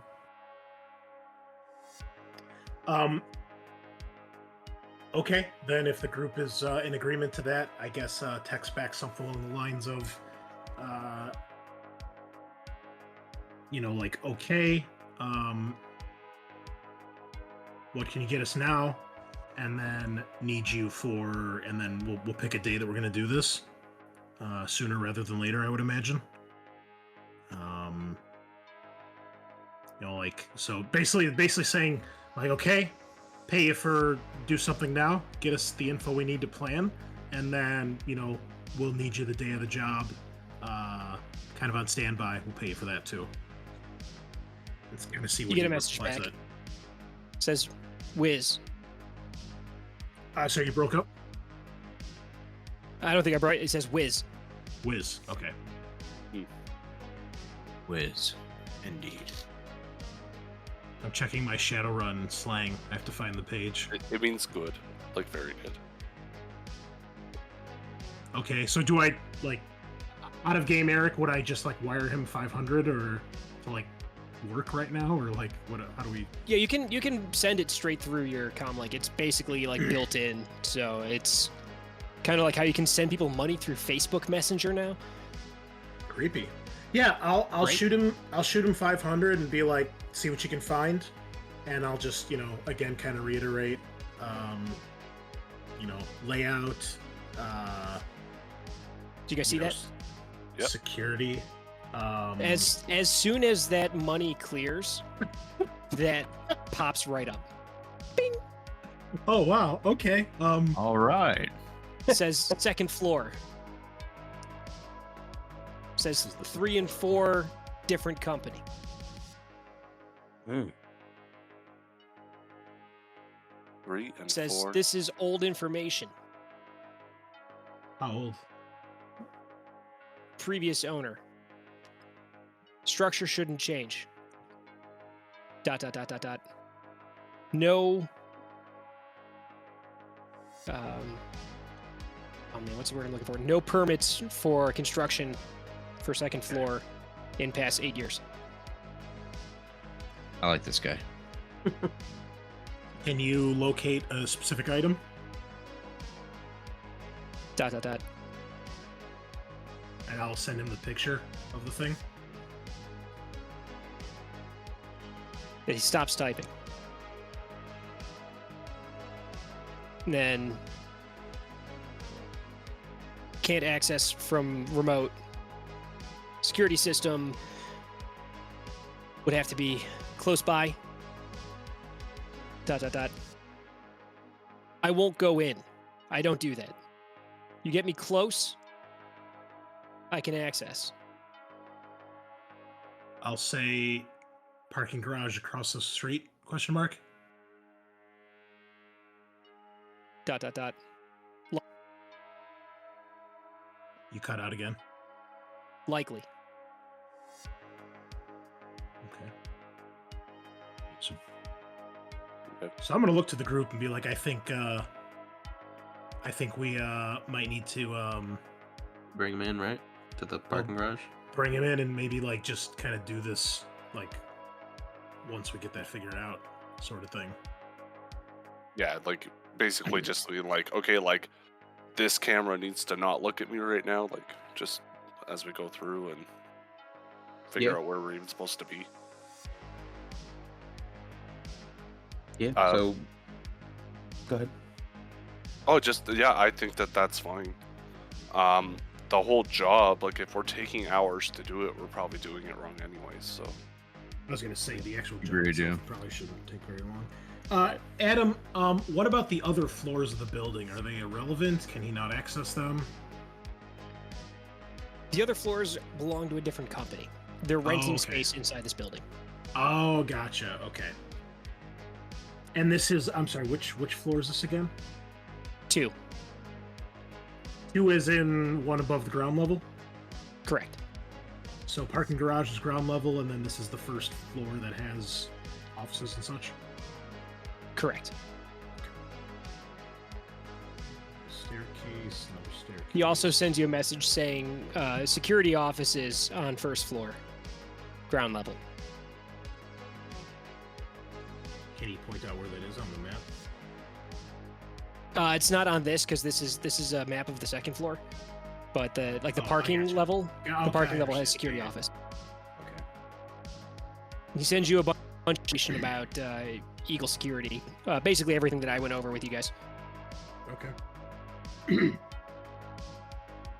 Then he starts sending you Ugh. information about response times for Knight Errant Mm-hmm. and tells you if an alarm goes off, you've got 5 to 15 minutes response from Knight Errant. How many guards on shift? Can you figure that out? He says null sheen. ...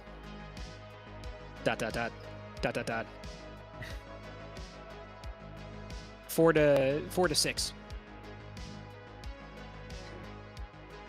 manageable. Patrol routes? ...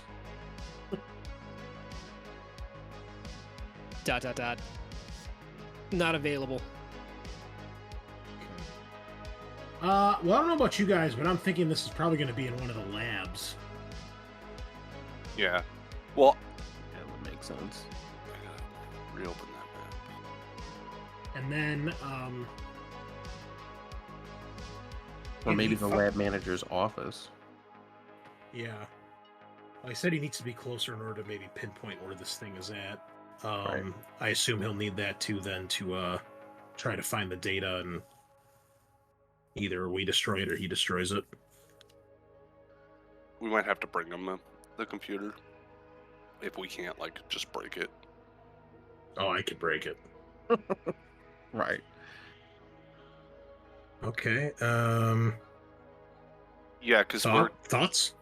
well, so it's probably is in one of the labs, so in one of those green or maybe even the red. Mm-hmm. Yeah. And then we have to get to the computer server room, which is on the other side. Maybe we need to split into 2 groups. Yeah. That never goes poorly. Yeah. You get another message. Said, found third-party contract. Looks like additional security provided by ... Dandelion Eater ... Mur, M-U-U-R. Sarah. Line eater. That's supposed to mean something to us. It probably means something to the elf. It's very offensive. Oh, okay. Sorry, I thought that was like a code name, but no, it's a slur. Okay. Mm-hmm. Maybe it's the ancients. I'm beginning to like this guy too. I didn't quite follow. Is Myrrh another security company? Are you asking him that, or are you asking me that? I'm asking you that. You've never heard of it. All right, I will look up Myrrh and see what I find. So it doesn't come up with anything. All right, I'll ask him. He says, no, private contract. One Can person. Myrrh, Sarah. There's a person on site named Sarah Myrrh. And she's an elf, it sounds like. Mage, maybe? Possibly. Can I just see if I know if I've heard her name in talks about from like a local gangs? Like I have a knowledge skill in. What do you got? So I have knowledge skill with the specialization in biker gangs, but it's local gangs. No, unfortunately, there's nothing comes through. Okay. You are unfamiliar with it. I'd have to hit the streets and talk to the people we know, see if they've heard the name. Mantis, do you know? Does that name ring a bell to you? I mean, not offhand, no.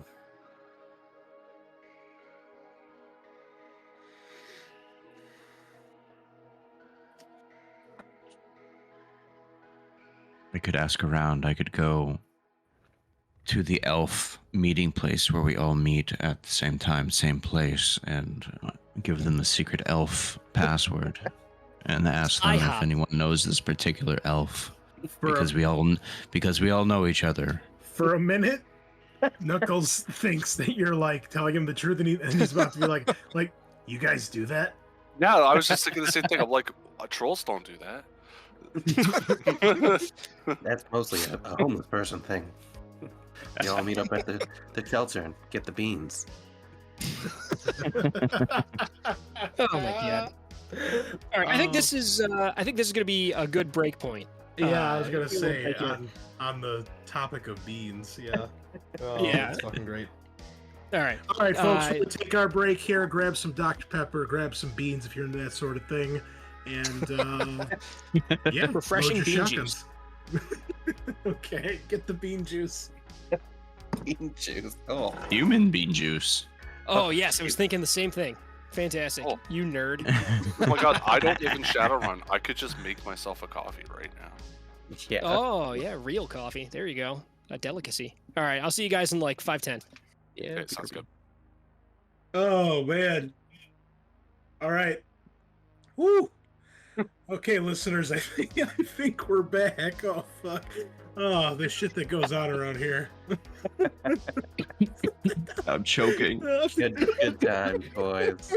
We like to have fun around here. Oh, Adam, take over. I can't direct this train wreck right now. I don't know what's happening anymore. All right, so we left off with me having to relieve myself, but you guys were doing some legwork, checking it out, taking a look, and figuring out what you can figure out.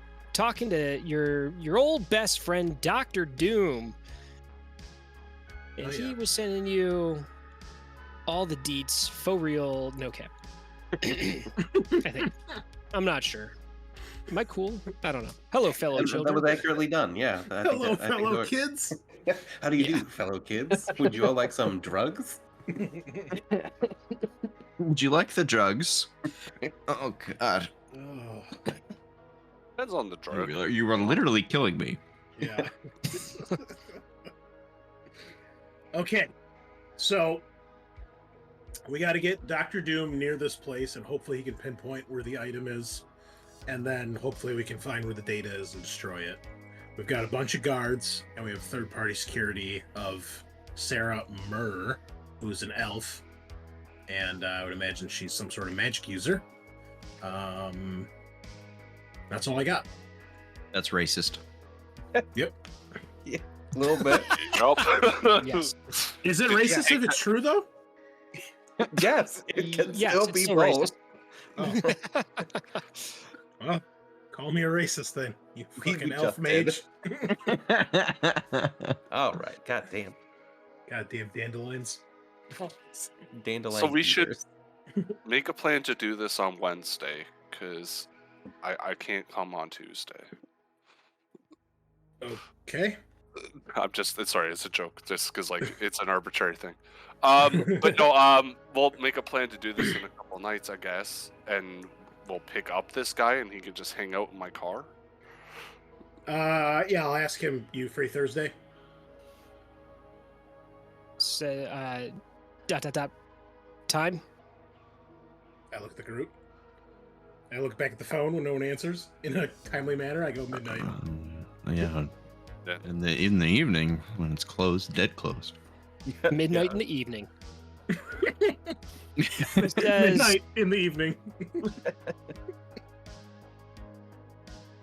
Yeah, you get a message back that says null sheen. See you done. Alright. He says clock starts at midnight. I will send him a thumbs up emoji. No kappa. Oh God. You download the ancient Oh my Twitch emoji. Oh my god. All right. We should probably buy anything we think we might need in the intervening days. My money's dwindling a little bit after paying this guy, so Yeah. Just Well, I don't FYI. mind pitching in for some stuff. Like I do have 5,000. how do? Oh, look at this guy, and I'm fucking paying money. Jesus Christ. How do we plan on entering the facility? What's our get in and get out plan? No, obviously a helicopter. No, I thought we were gonna turn invisible and walk across that catwalk or the sky bridge. We could, but I was thinking maybe the vents on the roof somehow. Did I lose you? Nope, I'm here. I can hear you. Okay, no, sorry, Hello? I just hello. No, you were in the middle of a sentence and then it just stopped, and I was like, I was saying maybe use the vents on the roof if we can get up there. You know, if he can figure out which room it's in, maybe we can just use the vents and get to the room. I do have the levitate spell, so I can levitate people or objects. Oh, could you just levitate the gun out of the whole building? Just float it across the street to the car? Yeah, I mean, I just, have to see the item and then, manually walk it through the fucking building. But what if you saw it on a camera? Could you do it that way? Probably not. I think I have to physically Nah. see it. What kind of mage Yeah, are it's you? something that Well, you they have follow to. the rules. That's how magic works. You have to. Any kind of imaging device is not suitable for line of sight. Like you could use like lenses and mirrors, but not anything digital. So like if you had like a, say, I don't know, like an old school periscope, you could do it, but not. So if we got like a like a camera. really long periscope, like the one Jack Sparrow has in Pirates, like just have that stretch all the way across the street into the room. My dude, that is a spyglass or maybe a telescope, not a periscope. Oh, come okay. on. Well, let's rent a submarine. Think then. submarine. Think submarine. Yeah, rent a submarine. Park it in the first floor. No, all right. None of this makes sense. All right. So Love what? Magic Man, you've got Arcana skill, I hope. Yeah. Excellent. Go ahead and give me an Arcana roll. Just fucking find it.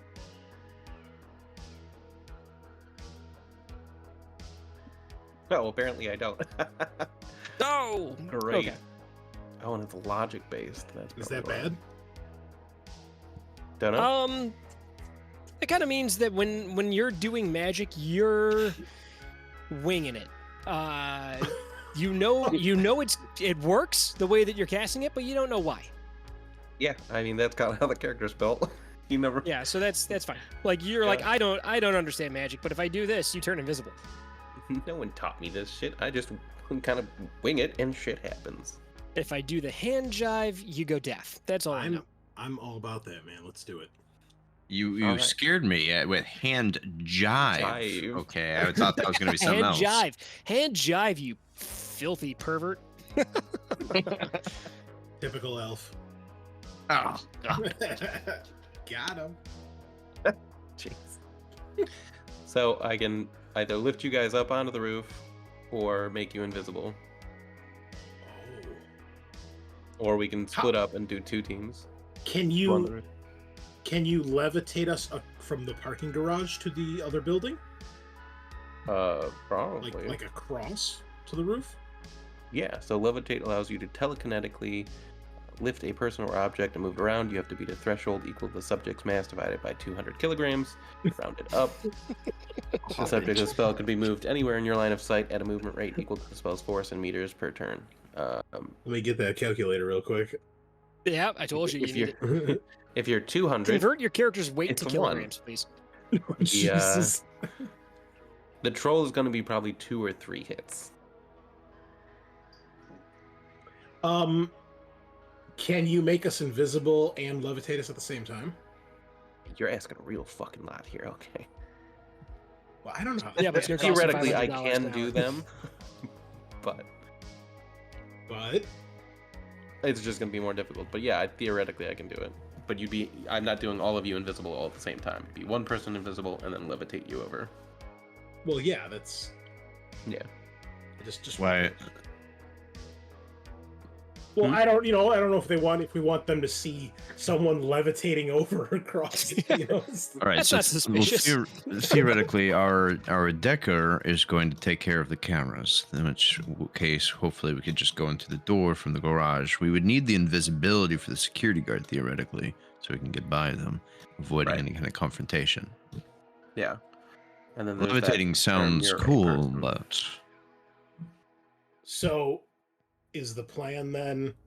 We have the decker try to take out the cameras, and we just go inside, the 4 of us, and if we have to fight, we fight. Or is there a different plan? Well, I if we think start fighting, Knight Errant is going to be on their way in 5. They're going to be on us in 5 to 15 minutes. Yeah, I agree. That's not a great idea. I actually think that one person should be invisible and almost just sprint to the objective if the fighting breaks out. Like, it's like that person breaks off to go get the item in the data. Is anybody sneaky? Did we talk about that yet? how does that work actually mechanically? How does what I'm work? assuming there's a sneak skill. All right. Yeah. Oh, yeah. But what It's if we don't under have it? agility. If you Under don't have it, agility. you do what's called defaulting. So you would roll your agility -1. Okay. So that'd I have be a 4 exactly minus one 3. I have 1 rank. Or 1. Say that again, Scar. You have how much? I have 4 agility, so but I don't have the skill. It sounds like Sean does. Or who said that? Oh, that was actually is me, Jacques Millard, the troll. Okay. I Why is have- it troll? I like that he gave you his full name. Like we don't know what it is. He's talking about loud. I do that to my daughter all the time. Like I'm like, hey, it's me, your dad, Adam Beckerman.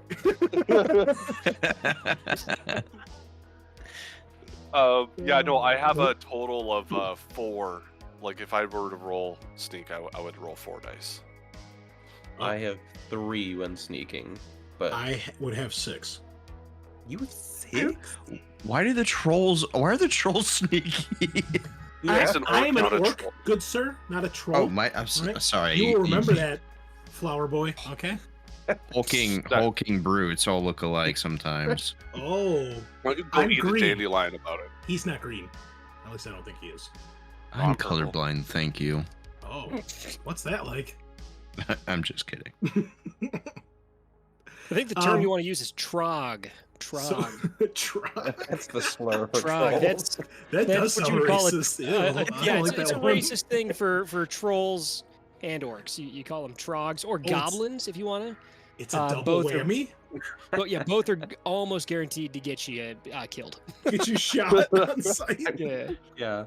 Imagine saying that to a 600-pound troll. Yeah. Go to the south side of Seattle and say that to the troll. Okay, so I'm the sneakiest. Okay, cool. Loving this plan already. So if the That's fighting only if happens, it's so bad. you should right? leave, apparently. But no. I mean, I can sneak if I pre-edge because then I have 9 dice. But That's and the I'm same using thing. edge. While I'm edging myself, I am the sneakiest. I could pre-edge with you. I have, you know. Oh my God. Pre-edge What together. is going yeah. on? What are you, oh my god. All right, so you've got the invisibility spell. Is it invisibility or improved invisibility? Let's check. It is improved invisibility. Fantastic. So invisibility, the way invisibility works is you basically edit yourself out of the viewer's mind. Improved invisibility makes you invisible. So that'll work on camera and stuff. If you have regular invisibility, people will most likely not see you, but like you'll be clear as day on video footage. So you I can dig have it. the true invisibility or the worst invisibility. Okay. Yeah, and the regular invisibility is less draining, and Yeah. so it's a lot easier to do, but it's not as effective. Cool. yeah, now that I'm thinking about it, it's probably not the best idea to have him like almost kill himself to make us all invisible at the same time. Yeah. That's why we want the. All right, let's just make a decision so we don't fucking. This doesn't become the heist all over again at the temple. Yeah, it's up to you. I'm support. I don't snake. I fight, and that's about it. I think that we could kind of do almost smash and grab style, like in and out through the sky bridge. But if we end up having to change places, I can move the car wherever with my mind. So Why not? Why not have Adam, someone with Sorry.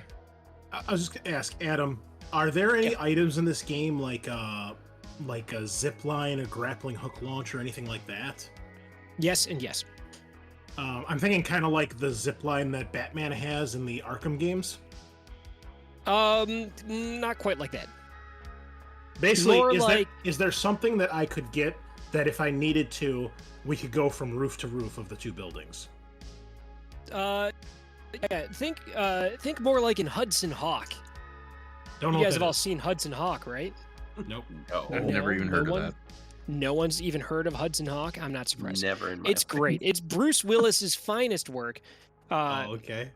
When I generally when I'm like, hey guys, have you ever heard of Shadowrun? And everyone's like, no. And I'm like, we're gonna play Shadowrun. What I'll do, and it's been a while because I get to play anything in person anymore, is we'll sit down, build characters while watching what I call Shadowrun movies. And Hudson Hawk is on that list, and it's mandatory viewing. And I love it. A lot of people think it's awful, but those people are fools. Hudson Hawk is a fantastic movie. Check it out if you get a chance. Okay. So there.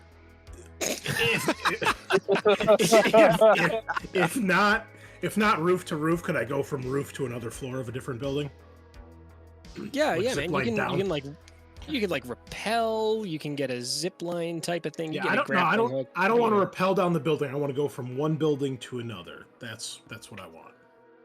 Yeah, and a running jump's not going to do it, but because it's fairly far apart. But if you look at, what is it going to be in breaking and entering? No, survival gear. Yeah, rappelling gloves. Yes, miss climbing gear. I know there's a grappling hook thing somewhere. there's a grapple gun. Grapple gun. There you go. Is that in the core That book? sounds about right. Yes, it's in the core book. Nice. Using light crossbow ranges. So let's see what those are. Range in meters. So the extreme range would be 150 meters. So that'd be a -6 to your shot. And that's about as far as. How it'll far go. apart are the buildings? I don't know. Let me, How let me much see if is I that can- thing? The grappling is 500 yen. Yeah. I can spot you. I mean, just a thought if we want to do that as a backup. Wouldn't be bad. Definitely would not be bad to have. All right. Well, I got 400, so What'd you say the extreme range was? Sorry, it's 120, not 150. It's 120 Okay, meters. that's still way more than enough. You're probably looking at maybe 20 meters Oh, if we okay. want to get crazy. okay. Then that's medium range for the light crossbow. So I think that's like minus one or something like that, minus Yeah. 1 or 2. It's -1. Yeah. All right. Are we doing it? Are we buying one? Sure. And we need to buy. I'll pay for that. I'm sorry. What are you buying? You broke up again. Micro rope is what they call it. Okay. Yeah. What was the thing called? Grapple gun? Yeah. All right. Must be nice being able to buy all these things. Luxuries. Yes. Thank you. Okay, well, I am now completely broke, so we better fucking pull this off. I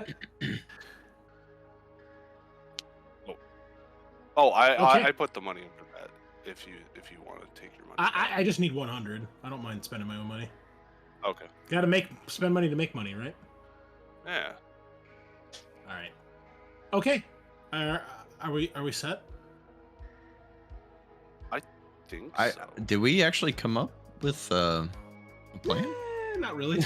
No, Not no. exactly. We haven't even done like most of the legwork. So okay. How long does your invisibility last? Someone probably already asked, but I'm sorry. It's just sustained, so as long as I maintain it, it seems. Okay. Well, yeah. What if they leave your line of sight? That was what I mean. Well, if I as soon as they make become invisible, they Yeah, left right. his line of sight. But it'll work.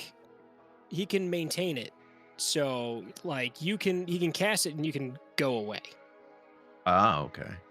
So I was what I was thinking, maybe if we can get the cameras off, and get somebody in, have them to canvas the inside and as an invisible person, and while we all wait on standby with our guns out, right, looking cool, and once they find it, we would have more information and know maybe better what to do.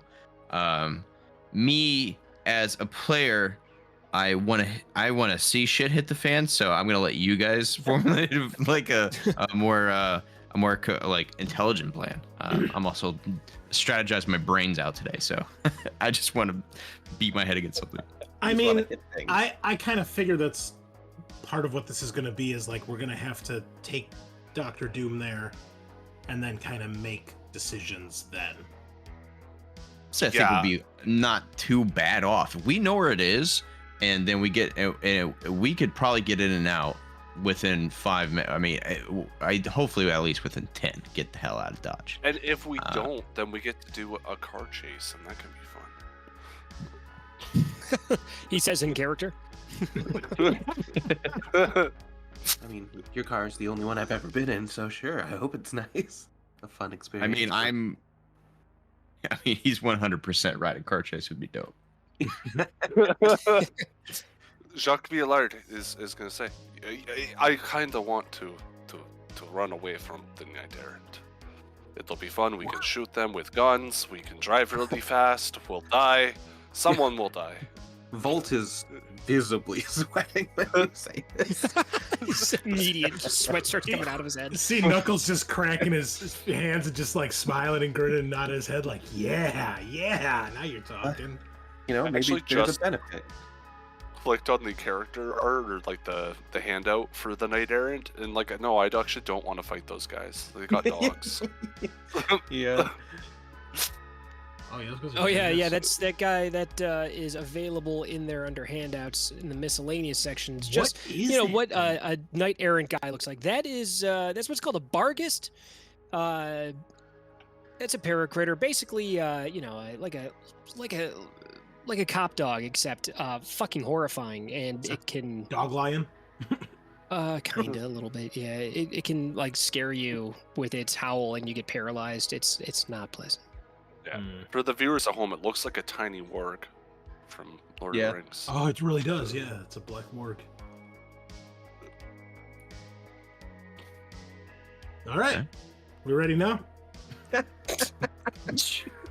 I mean, I honestly think it's gonna be one of those things where we're gonna have to react in the moment, because like, short of, like, I don't know what other information we could get just by looking at this place. Well, that's that in Shadowrun. That's what we're supposed to use, like our social contacts for, is to go and sort of try to glean information, see if we have any connections that can help us. Okay. Does anybody have anybody that they can talk to that might be able to get them anything? Probably not.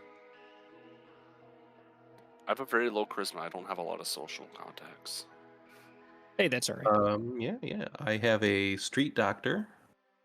Maybe this Sarah Murray person has gone to him, or he's heard something about her.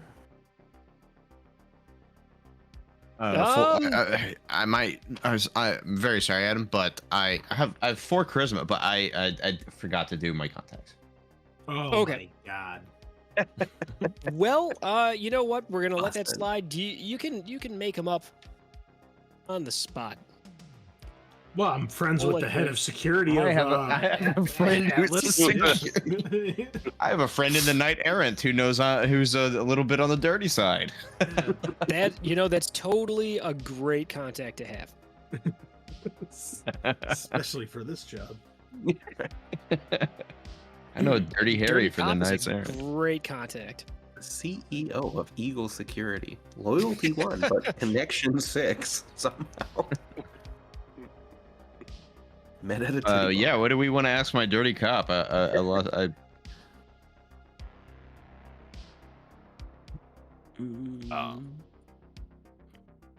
We could ask him if he'd be willing to delay call times to this particular call, if it comes through. Okay, I like that. Name dirty cop. You mean when it comes through, not if it comes through. I said when. Dirty I said cop. when.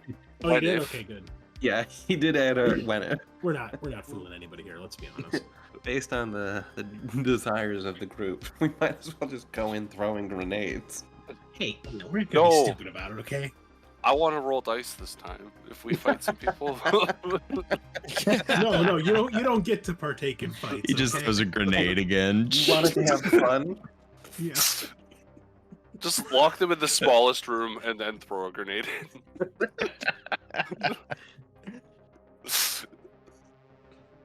Yeah. How would I use the context here? I think that's great. Delay the response time. Let's do that. Okay, so you call up your contact, and you let them know the gist of like, hey, we're gonna be doing this thing. What was it? Wednesday night, midnight, Thursday. Thursday midnight. No, nobody likes a Thursday. So Thursday midnight that you're gonna be doing this job, and you give them the general area and ask them to see if you can delay response for that. And let's see.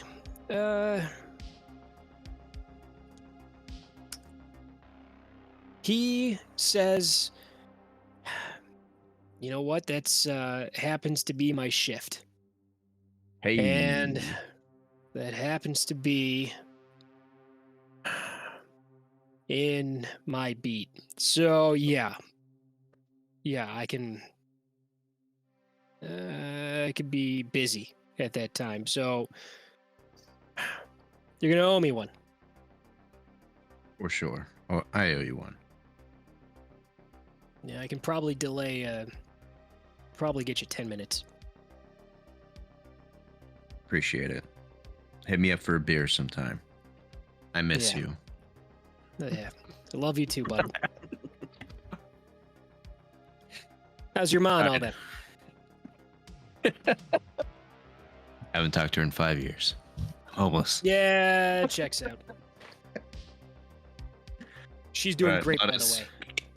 Oh, God damn. Yeah, Excuse alright. me? nice. All right. All I right. can See you expect later, at least. pal. See you later. I wasn't I wasn't sure if we were in a phone conversation or like a text or something. Okay. All right. We should at least know we will have at least 10 minutes. 15 if the response time adds on. So 15 to 25 minutes. Nice. Yeah. Yeah. That's a lot. That's a lot of time. That's a very long time. Can Dr. Doom be one of my contacts?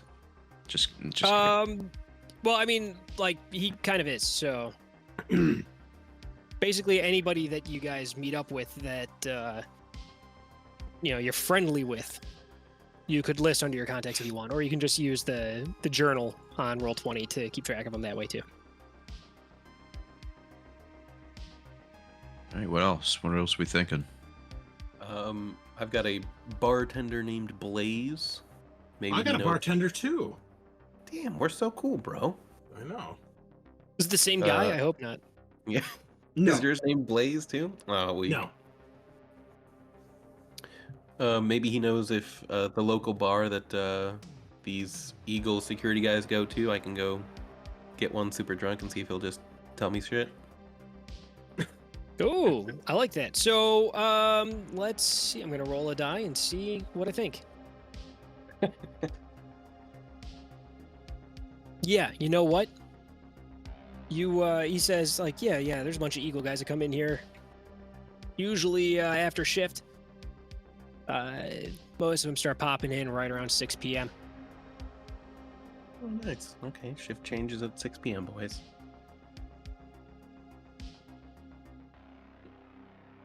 So yeah, I guess a free night, I'd go there and try to pump information, con one of them.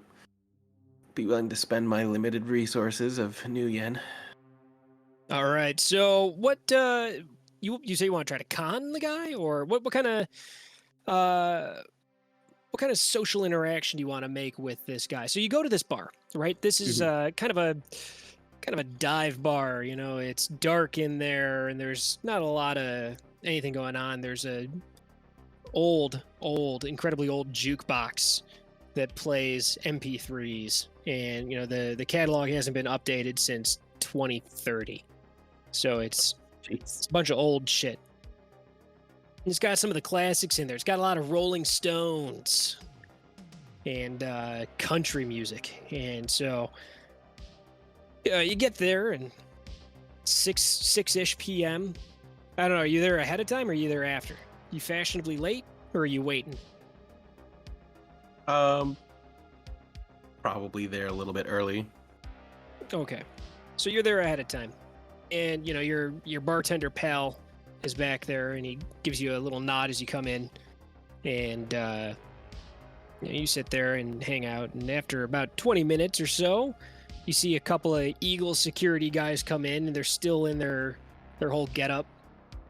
And you know, they're chuckling to each other, and they come up and they sit down at the bar, and you know, Blaze pours them their traditional synthahol drinks. And you know, they're sitting there yucking it up. You go up and you approach, and what kind of skill are you trying to roll on these guys to get some info? I guess we'll try to go with con, since I'll be acting like I'm currently jobless, looking to find a good gig to get back on my feet, you know. Okay. So Is that con? Is that what con stands for in this game? Well, con is like lying to someone. Like a con man. Yeah. So I mean, I am currently jobless, but I'm not actually looking for a job since they could not legally hire me. Milking the unemployment. Like, oh yeah, I applied for a bunch of stuff. It just isn't working out. No one So- calls back. I don't know why. They keep applying at the same place, and they said they aren't hiring. They say I need to be certified, and I said fuck you, and then they didn't hire me for that. All right, so yeah, man, this should be an easy roll. Go ahead and give me your con roll. Cool. You might as well pre-edge this. See if we can get some. Wait, yeah. That's it. Ugh.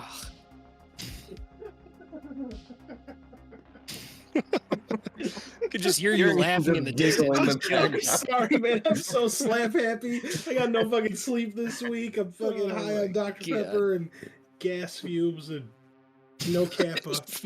No What- Kappa. What with gas fumes? All right, so you he's in there spray painting in a closed environment. He's having a blast. So you go up and you start talking to this guy about like, hey, I'm looking for work, and they're laughing it up, and he's like, yeah, it's they are always looking for new guys at Eagle. It's a big company. We got a bunch of different jobs in the area. Not a lot downtown, but we got this one gig not too far from here, a couple blocks away actually, and they might be looking for somebody. I don't know. You'd have to talk to the boss. The boss isn't here. He doesn't fucking come out and drink with us yokels, And then they all start laughing, and then one of them like does a thing where he fake pushes up glasses on his nose and is like, and. They all start laughing about that, and like the one guy gets up and starts walking weird, and then they're laughing at that, and he's like, yeah, that guy. But anyhow, they might be looking for somebody, but most of what's going on, there's not as many guys that work the night shift as the guys that work in the daytime. Nobody wants to do that shit. That's when all the weirdos come out, and it's boring as shit. It's about half as many people working at night as there are during the day. But they might be looking for somebody for that, if that's what you're trying to do. You a nighttime guy there, pal? I didn't get your name. What's your name? Okay, hold on, I gotta find out what I listed my fake sin name under. Hold on. As you say that and start looking through your comm link, he's like, oh Sean yeah. Sean is saying that. But It's Gary something. I don't remember. you tell him your name's Gary something, whatever. And he's like, Gary oh, okay, Clemens. yeah, Gary man, it's all cool. Oh, okay, all right.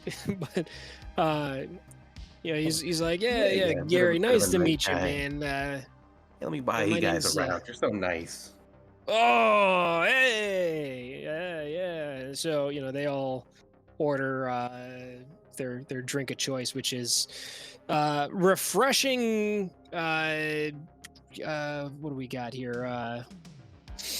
You know what? We're gonna go. They're all drinking from Victory Brewery, Sour Monkey Sour Triple Ale, delicious. Sour Monkey from Victory Brewing. Check it out. So sponsor us. Yeah, give me free beer. But so they're all drinking their beers and laughing it up, and these guys seem nice enough. And is there any other kind of information you're trying to get out of them? Just over the next hour or two, I'll keep buying drinks, trying to get them more progressively drunk, and see if maybe anyone would talk about sort of the average kind of day to day, and we routinely check around these areas. They told us not to go in this area, kind of stuff like that. Okay, yeah. So check off. Oh man, 100 new yen. Can you do that? That's not too bad. I can do that. Yeah. You can do it? Okay. So yeah, you spend $100 buying these guys beers, and they give you that you start talking about their shift starts at 9 in the morning and they work until 6, and it tells you that there's 5. You find out there's 5 guys working security during the day, and there's usually only a couple at night. They don't work the night shift because it sucks. The night shift pays a little bit better, but working overnight's miserable. And he said that there's usually two guys at night. And looking at your map of the area, they say that at night the guards don't generally go in the west wing of the office. They're not supposed to be in there at night. That stuff just gets locked and they stay out of it. They say that there's some lady that comes in every night, like just before and she's making more money than two of them combined. So that would be the biology pod? It's listed on there as biology pod, yes. Okay. And you said she comes in at what time? Just after sundown. Okay. Weirdly specific. And she makes more than two guys combined. Yeah. Okay. All right, good to know. Thank them for their time. Wish them the best of luck. So yeah, they they're like, hey, we're here all the time. Come back, buy us more drinks. Yeah. They say good luck on the application. Put me down as a reference. My name's Gert B. Frobe. Gert B. Frobe. I'll be sure to put that down for sure. For real. There you go. They were, one of them starts doing the impression of the boss again, and he gets up and he's like, and he's taking these weird steps and like, oh, I fell down, and then he, fake falls down. Did they ever say the boss's name? They did not. They just refer to him as the boss. Okay. All right. Anybody else got anything that they want to do to prep for the business? Yeah, I'm gonna buy a crowbar. Okay. Just in case we have to open a door. Yeah, that should be no problem. Maybe a second ball peen hammer. Good idea. Might need a double system. Oh. Mantis is ready. He doesn't have any money to spend, and he talked to his dear friend, the dirty cop. Ready to go. Okay. Yeah, I'd let them know that we're basically... Oh, go, sorry.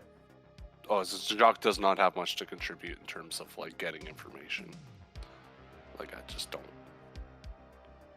Okay. And I would just let the group know, like, we got two people. They're not generally allowed into the West Wing at night.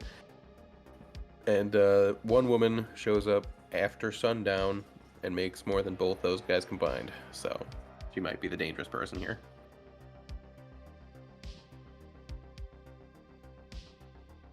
There's one other method of reconnaissance that might be worth looking into. Is anybody able to do astral projection? I mean, I would think so as a mage, right? Yeah. Do you have the sensing skill? Yeah. Cool. I, So- 7 dice. Brad, so you can do astral projection and do an astral look around. So you'll be able to kind of phase through walls and stuff like that and check it out and see if there's any kind of astral stuff going on. That's usually a good idea to check things out if you have that opportunity ahead of time. Okay. Would, like, if this person is a mage, would they be able to see me if I'm astrally projecting? If they are astrally perceiving, yes. Yeah, okay. Is that something that mages just do automatically, or do they have to be actively doing that? Like, it's something that you've got to do. Okay.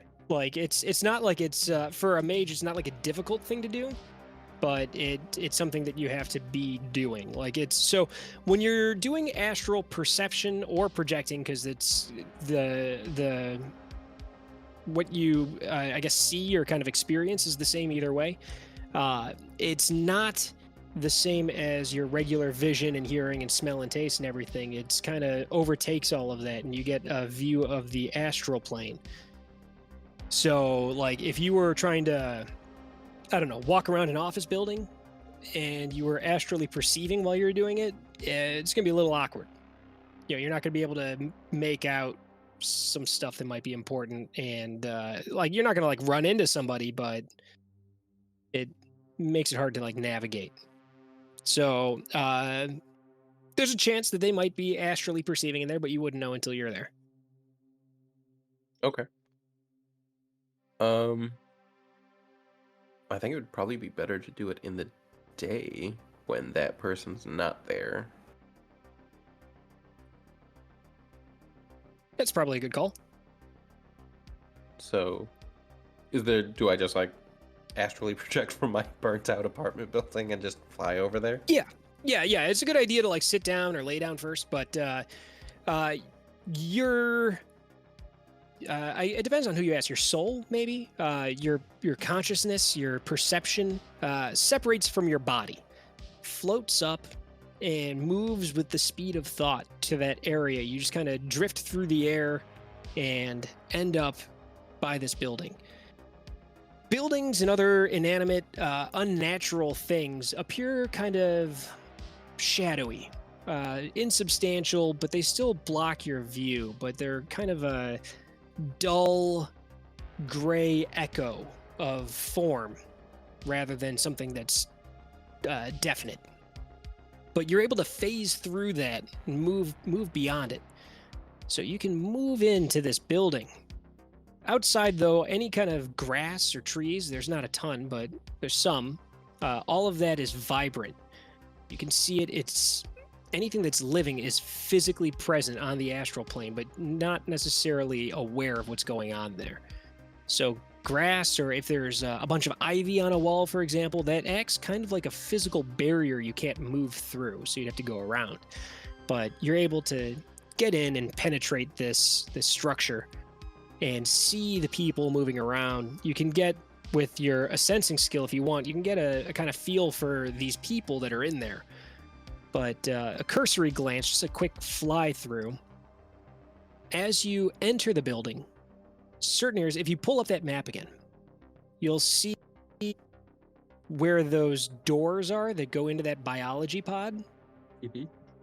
That whole wall with the doors included is glowing faintly, kind of a foggy white. And unfortunately, you're not able to move through it. So you would know that that's some kind of astral barrier that's been erected there to prevent intrusion.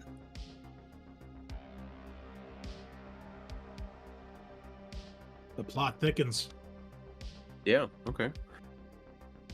You also would know that with that kind of astral barrier, if a spell is cast on someone and they move through one of those barriers, there's a real good chance the spell is going to fail once they move through that barrier. So invisibility would not apply once they pass this threshold. Well, it might, but it might not. It depends. It's a contested Depends on- roll. Right, the force I hit and my number of hits versus theirs, I assume. Okay. All right. Interesting. We may want to take out this Sarah person before even coming here. Man, you're a way cooler homeless person than me. I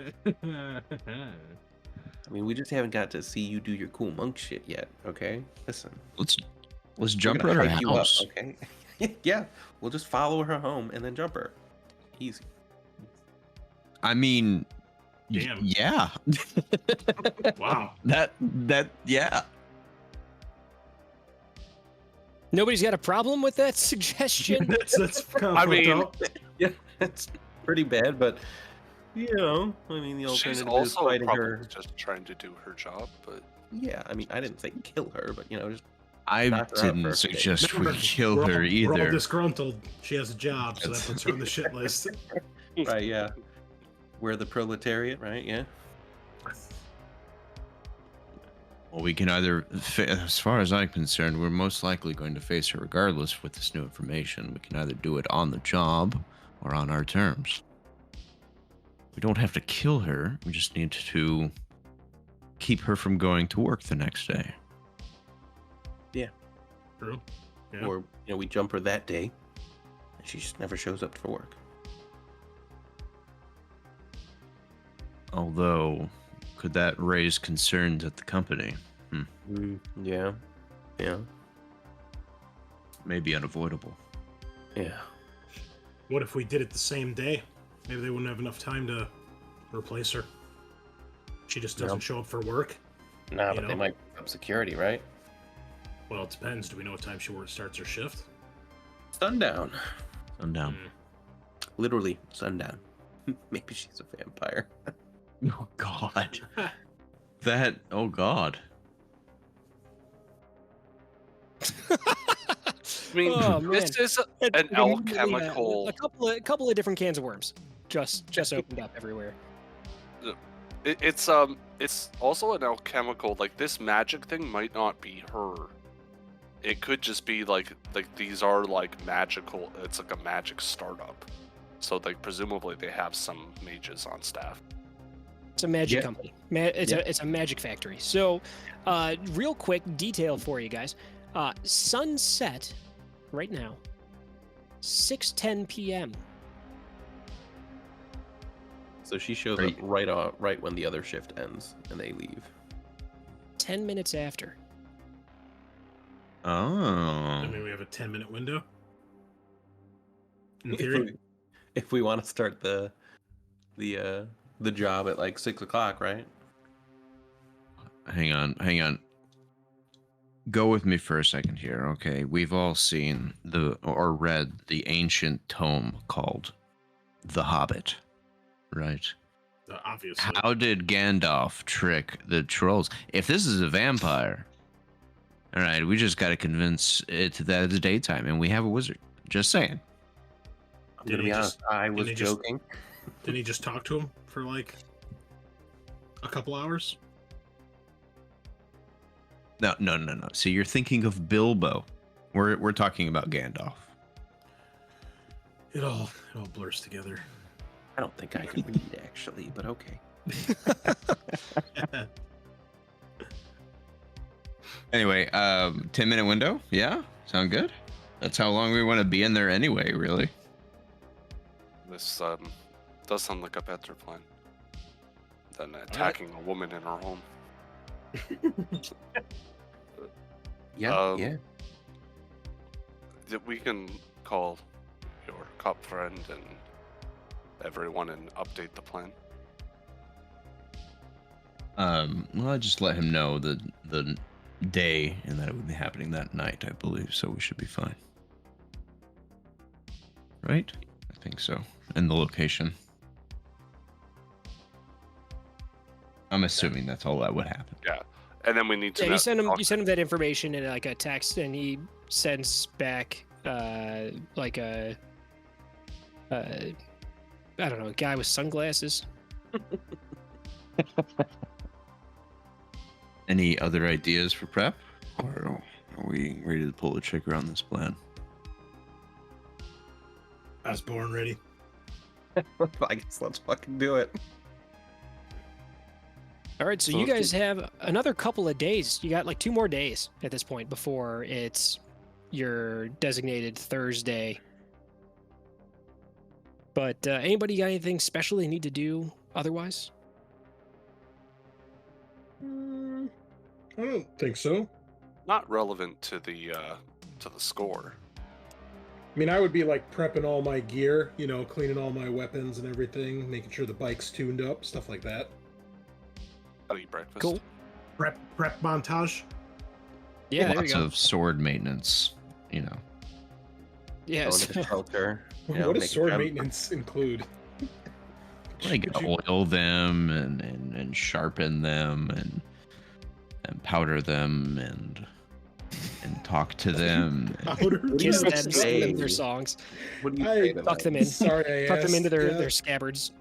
So we get a montage of all of this stuff going on. It's cutting in between, drinking at the bar with the security guys, and then laughing, and then we go over in the phone conversation with the dirty cop, and then tuning up the bike, and then driving the kid to school, and back to the cop doing the impression of the boss and like fake falling down. Everyone laughs, and then cleaning swords, and then buying a crowbar, and then breakfast with the daughter, and then more impressions of the boss, and laughing, and somebody eating some pizza somewhere. Like the orc is eating some pizza, and it falls onto his shirt, and then like we cut back to him doing some laundry, and then Dude, I want to see this movie. Ironing and then folding. Trying to iron, burning a hole in the shirt, and then like he looks frazzled, and then there's like a montage of him shopping for a new T-shirt, and then you guys contact Dr. Doom, and he gives you an address to pick him up. Who's picking him up? I'll pick him. Okay, So So while I was hanging out with those security guards again, could I have found out that boss's name in case we need to use it? yeah, definitely. His name's Eric Foreman. Man, he looks just like Eddie Brock. I swear to God. Not to be confused with George Foreman. Yeah, very different. But yeah, contact Dr. Doom, and so it's 5 of you guys at this point. So I think everybody will fit in the car, right? yes, I have the extended. You got seats. 6, Oh, what so a you king. seat 6, right? Yes. Cool. Oh, but I'm on the bike, man. Okay, you're on the bike. So Yeah. 4 in the car, 1 on the bike. Can I be on the back of the bike? Just kind of like It holding. was just about. Fine. Do you want to do that? No, it's okay. Everyone's all eager to get on the back of the bike. Could I be on the back of the bike? Oh, hell yeah. And then you can remote control drive your car. Oh, Dude, how fucking cool are we? God, Yeah. It's It's so But you're so you're, extra and you're s- unnecessary. you're but so it- big though that like the back of the bike is like shooting out sparks, you know, because there's so much weight between the grinding. two of us on it. Yeah. the fender scraping the ground. Oh man. So Yeah, Where I'll you guys- toss you a helmet. so you go and you pick up this guy, and you pull up to the address, and it's this apartment block. It's super tall. It's probably like a 12-story apartment thing, and you wait a little while, and this dude comes out. And dude, let me get you. I'm gonna make a spare journal entry for. I was This kind of guy's hoping doing he was this. just cosplaying as his avatar. No, he's not doing that. bro, That would be so awesome. we would be the worst Shadowrunners if that guy was on our team. Hey man, I've already got that negative quality that makes me stand out. So Oh, yeah. why not this guy, right? Yeah, yeah. Collect the whole fucking group. All right. Give me just a moment while I pull this guy up. A bunch of cosplayers robbing a bank.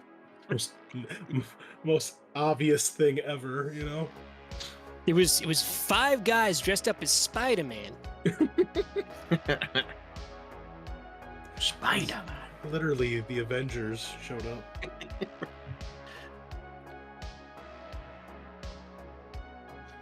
If they Either ask that or you, when your name's Harold Spider-Man.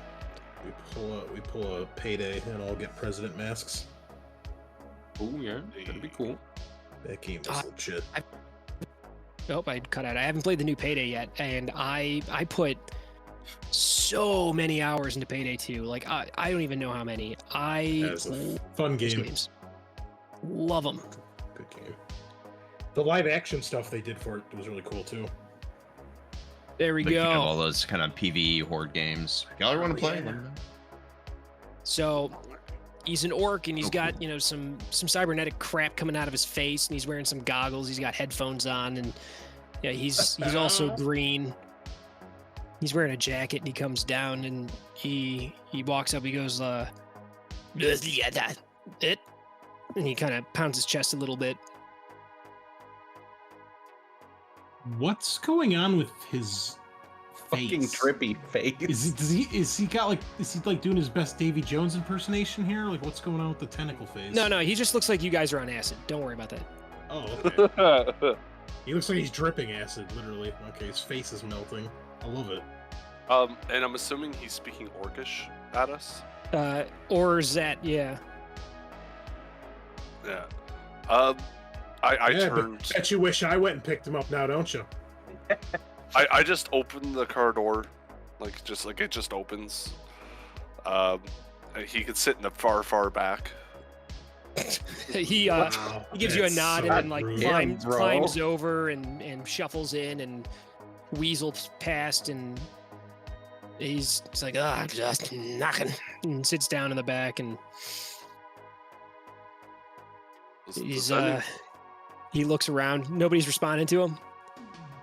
If we're all in the in the place, I would say, yeah, okay, and then just turn away from him. You see him kind of adjust himself in the seat, gets comfortable, and kind of looks like he takes a nap.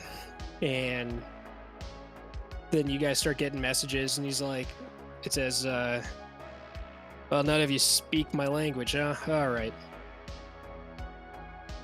He said, let's do this. Clock's ticking. At the time I get the text message, I would then, if I can, I'd like communicate through the comms and speak to him in Orcish.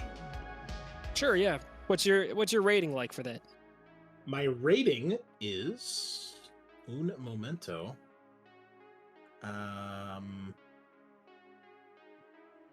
It's only 2. That's fine. Sony Emperor. Oh no, not for that. For your Orczet language. Oh, I don't have any skills in that. You don't speak it. I don't speak my own language. Oh, that's cool. Okay. I know. It's Shadowrun. That's how crunchy. Yeah. It is. Yeah, it's you don't automatically get a language. Oh. You grew up speaking. Yeah, so you try like you can say you basically assuming that. Yeah, you go, me gusta bailar con queso para ti. And he's like, what the fuck does that mean? It's like that you don't even understand what you're saying to me, do you? So, but yeah, he starts sending you guys messages to your comm links so that you guys can understand what he says. But he tells you, clock's ticking. Yeah, and I hit the gas and we get going. Hell yeah. You guys get there, and you get there. You want to get there just at 6? We want to be parked by 6. Okay, so you get in there. I'm guessing that Jacques, you've got. You struck me as the kind of guy that will be like, okay, we'll be there at 5:58, and you get there into your parking space at 5:58. Seems like the kind of guy he is. Sure. I don't know. Correct me if I'm wrong. I mean, he's French, so he might be a little late, but. Is that a thing? I don't know. I'm just kidding. Okay. Who's the racist now? I have no clue. I don't know. Are French people normally late? I don't know. I don't know. I don't know. Okay. But no. He can show up. He would be there at least like 5 minutes early. Okay. So you guys get there. I'll show up separately, Adam, just so that it doesn't look like part of the group. When we get to the thing, just in case, Did they let you in with like 2 guns attached to the front of your bike? It's legal. They have to.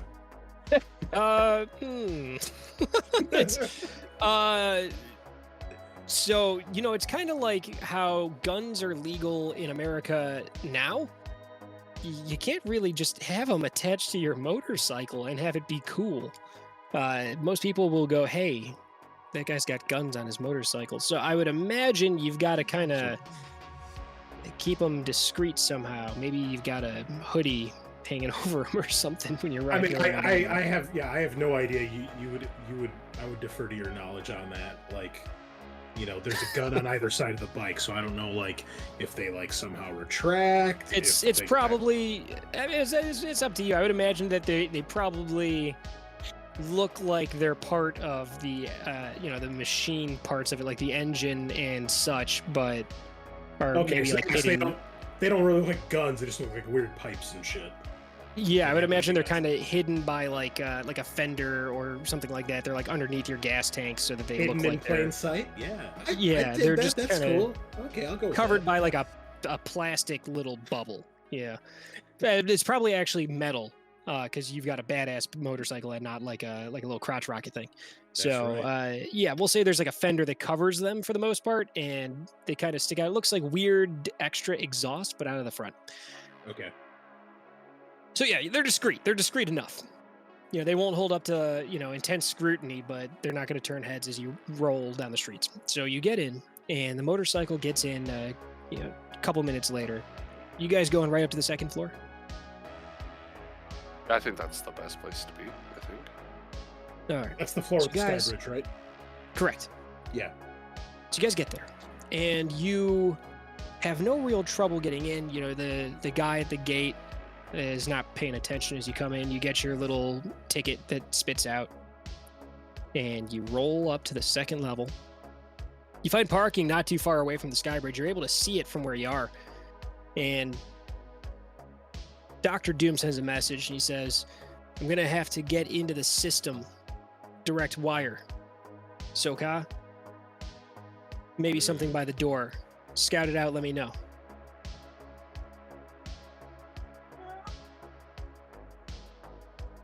All right. Well, we're here, guys. What? I mean, I can go astral and try to find it. Or in my previous astral, would I have been able to find something? You're not going to be able to see wires. Oh, Like, they're not going to show up as anything. Like, that's like dead gray, nothing. gotcha. Never mind. Just want to go invisible? Yeah, walk invisible over there. You're the fucking Okay. sneakiest, right? Yeah, I mean, if you want me to do it, I'm all ready for this, man. Yeah, I'm in a separate part, right? So I show up after you guys. You know, I've got the fucking helmet on, like, you know, Ghost Rider style. Pull up into like a dark corner away from you guys. You know, I'm just waiting for you to give me the go.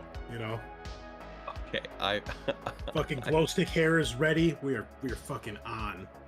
I will improved invisibility you then. Like, All right, make that in front of- test. Yeah. We'll go force 5. Can you guys hear my cat when he's meowing? He's really Yeah. Yes. Yes. Tell your cat to shut up. It's so loud. Damn. Can't think. He wants to be on the show, man. I can't help that. Did it roll? Okay. Nice. Whoa. Oh, shit. It wasn't supposed to edge. Okay. Oh wait. Oh, count You it gonna down. do it again? Or you can do it again. Your choice. Yeah, I'll just do it again. We re-roll at this in this show, okay? We don't fucking re-roll and hope we get critical fails. Damn, okay. Hmm. Dude, I want to get turned into like a toad or something. I want to see what happens. It doesn't do that. All it'll do is just cause his brain to melt. I mean, that's just as cool. That was way Nice. worse. So we went from Okay, so- 7 successes to 2, folks. Nice. And you also went from resisting all the drain to taking damage. So you take 1 point of stun damage. Not too bad. Not too bad. But the 2 successes seems pretty good. Cool. So who did you cast that on? Knuckles. Okay. So Knuckles swiftly fades from visibility. All right. I guess I'll go towards the door on the sky bridge and see if that would help him. So you get to the door, and as you approach, the door opens up, and you see a couple of guys start coming out. Dudes dressed in eagle baseball hats, and they've got body armor. You see How many? 1, 2, 3, 4 of them come out.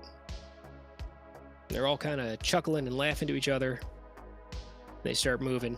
You're able to slip through the door as it's open after they come out. You move in. You see the security camera at the end of the hall. And that security camera's got a little wire that runs from it down a little ways and then through the wall.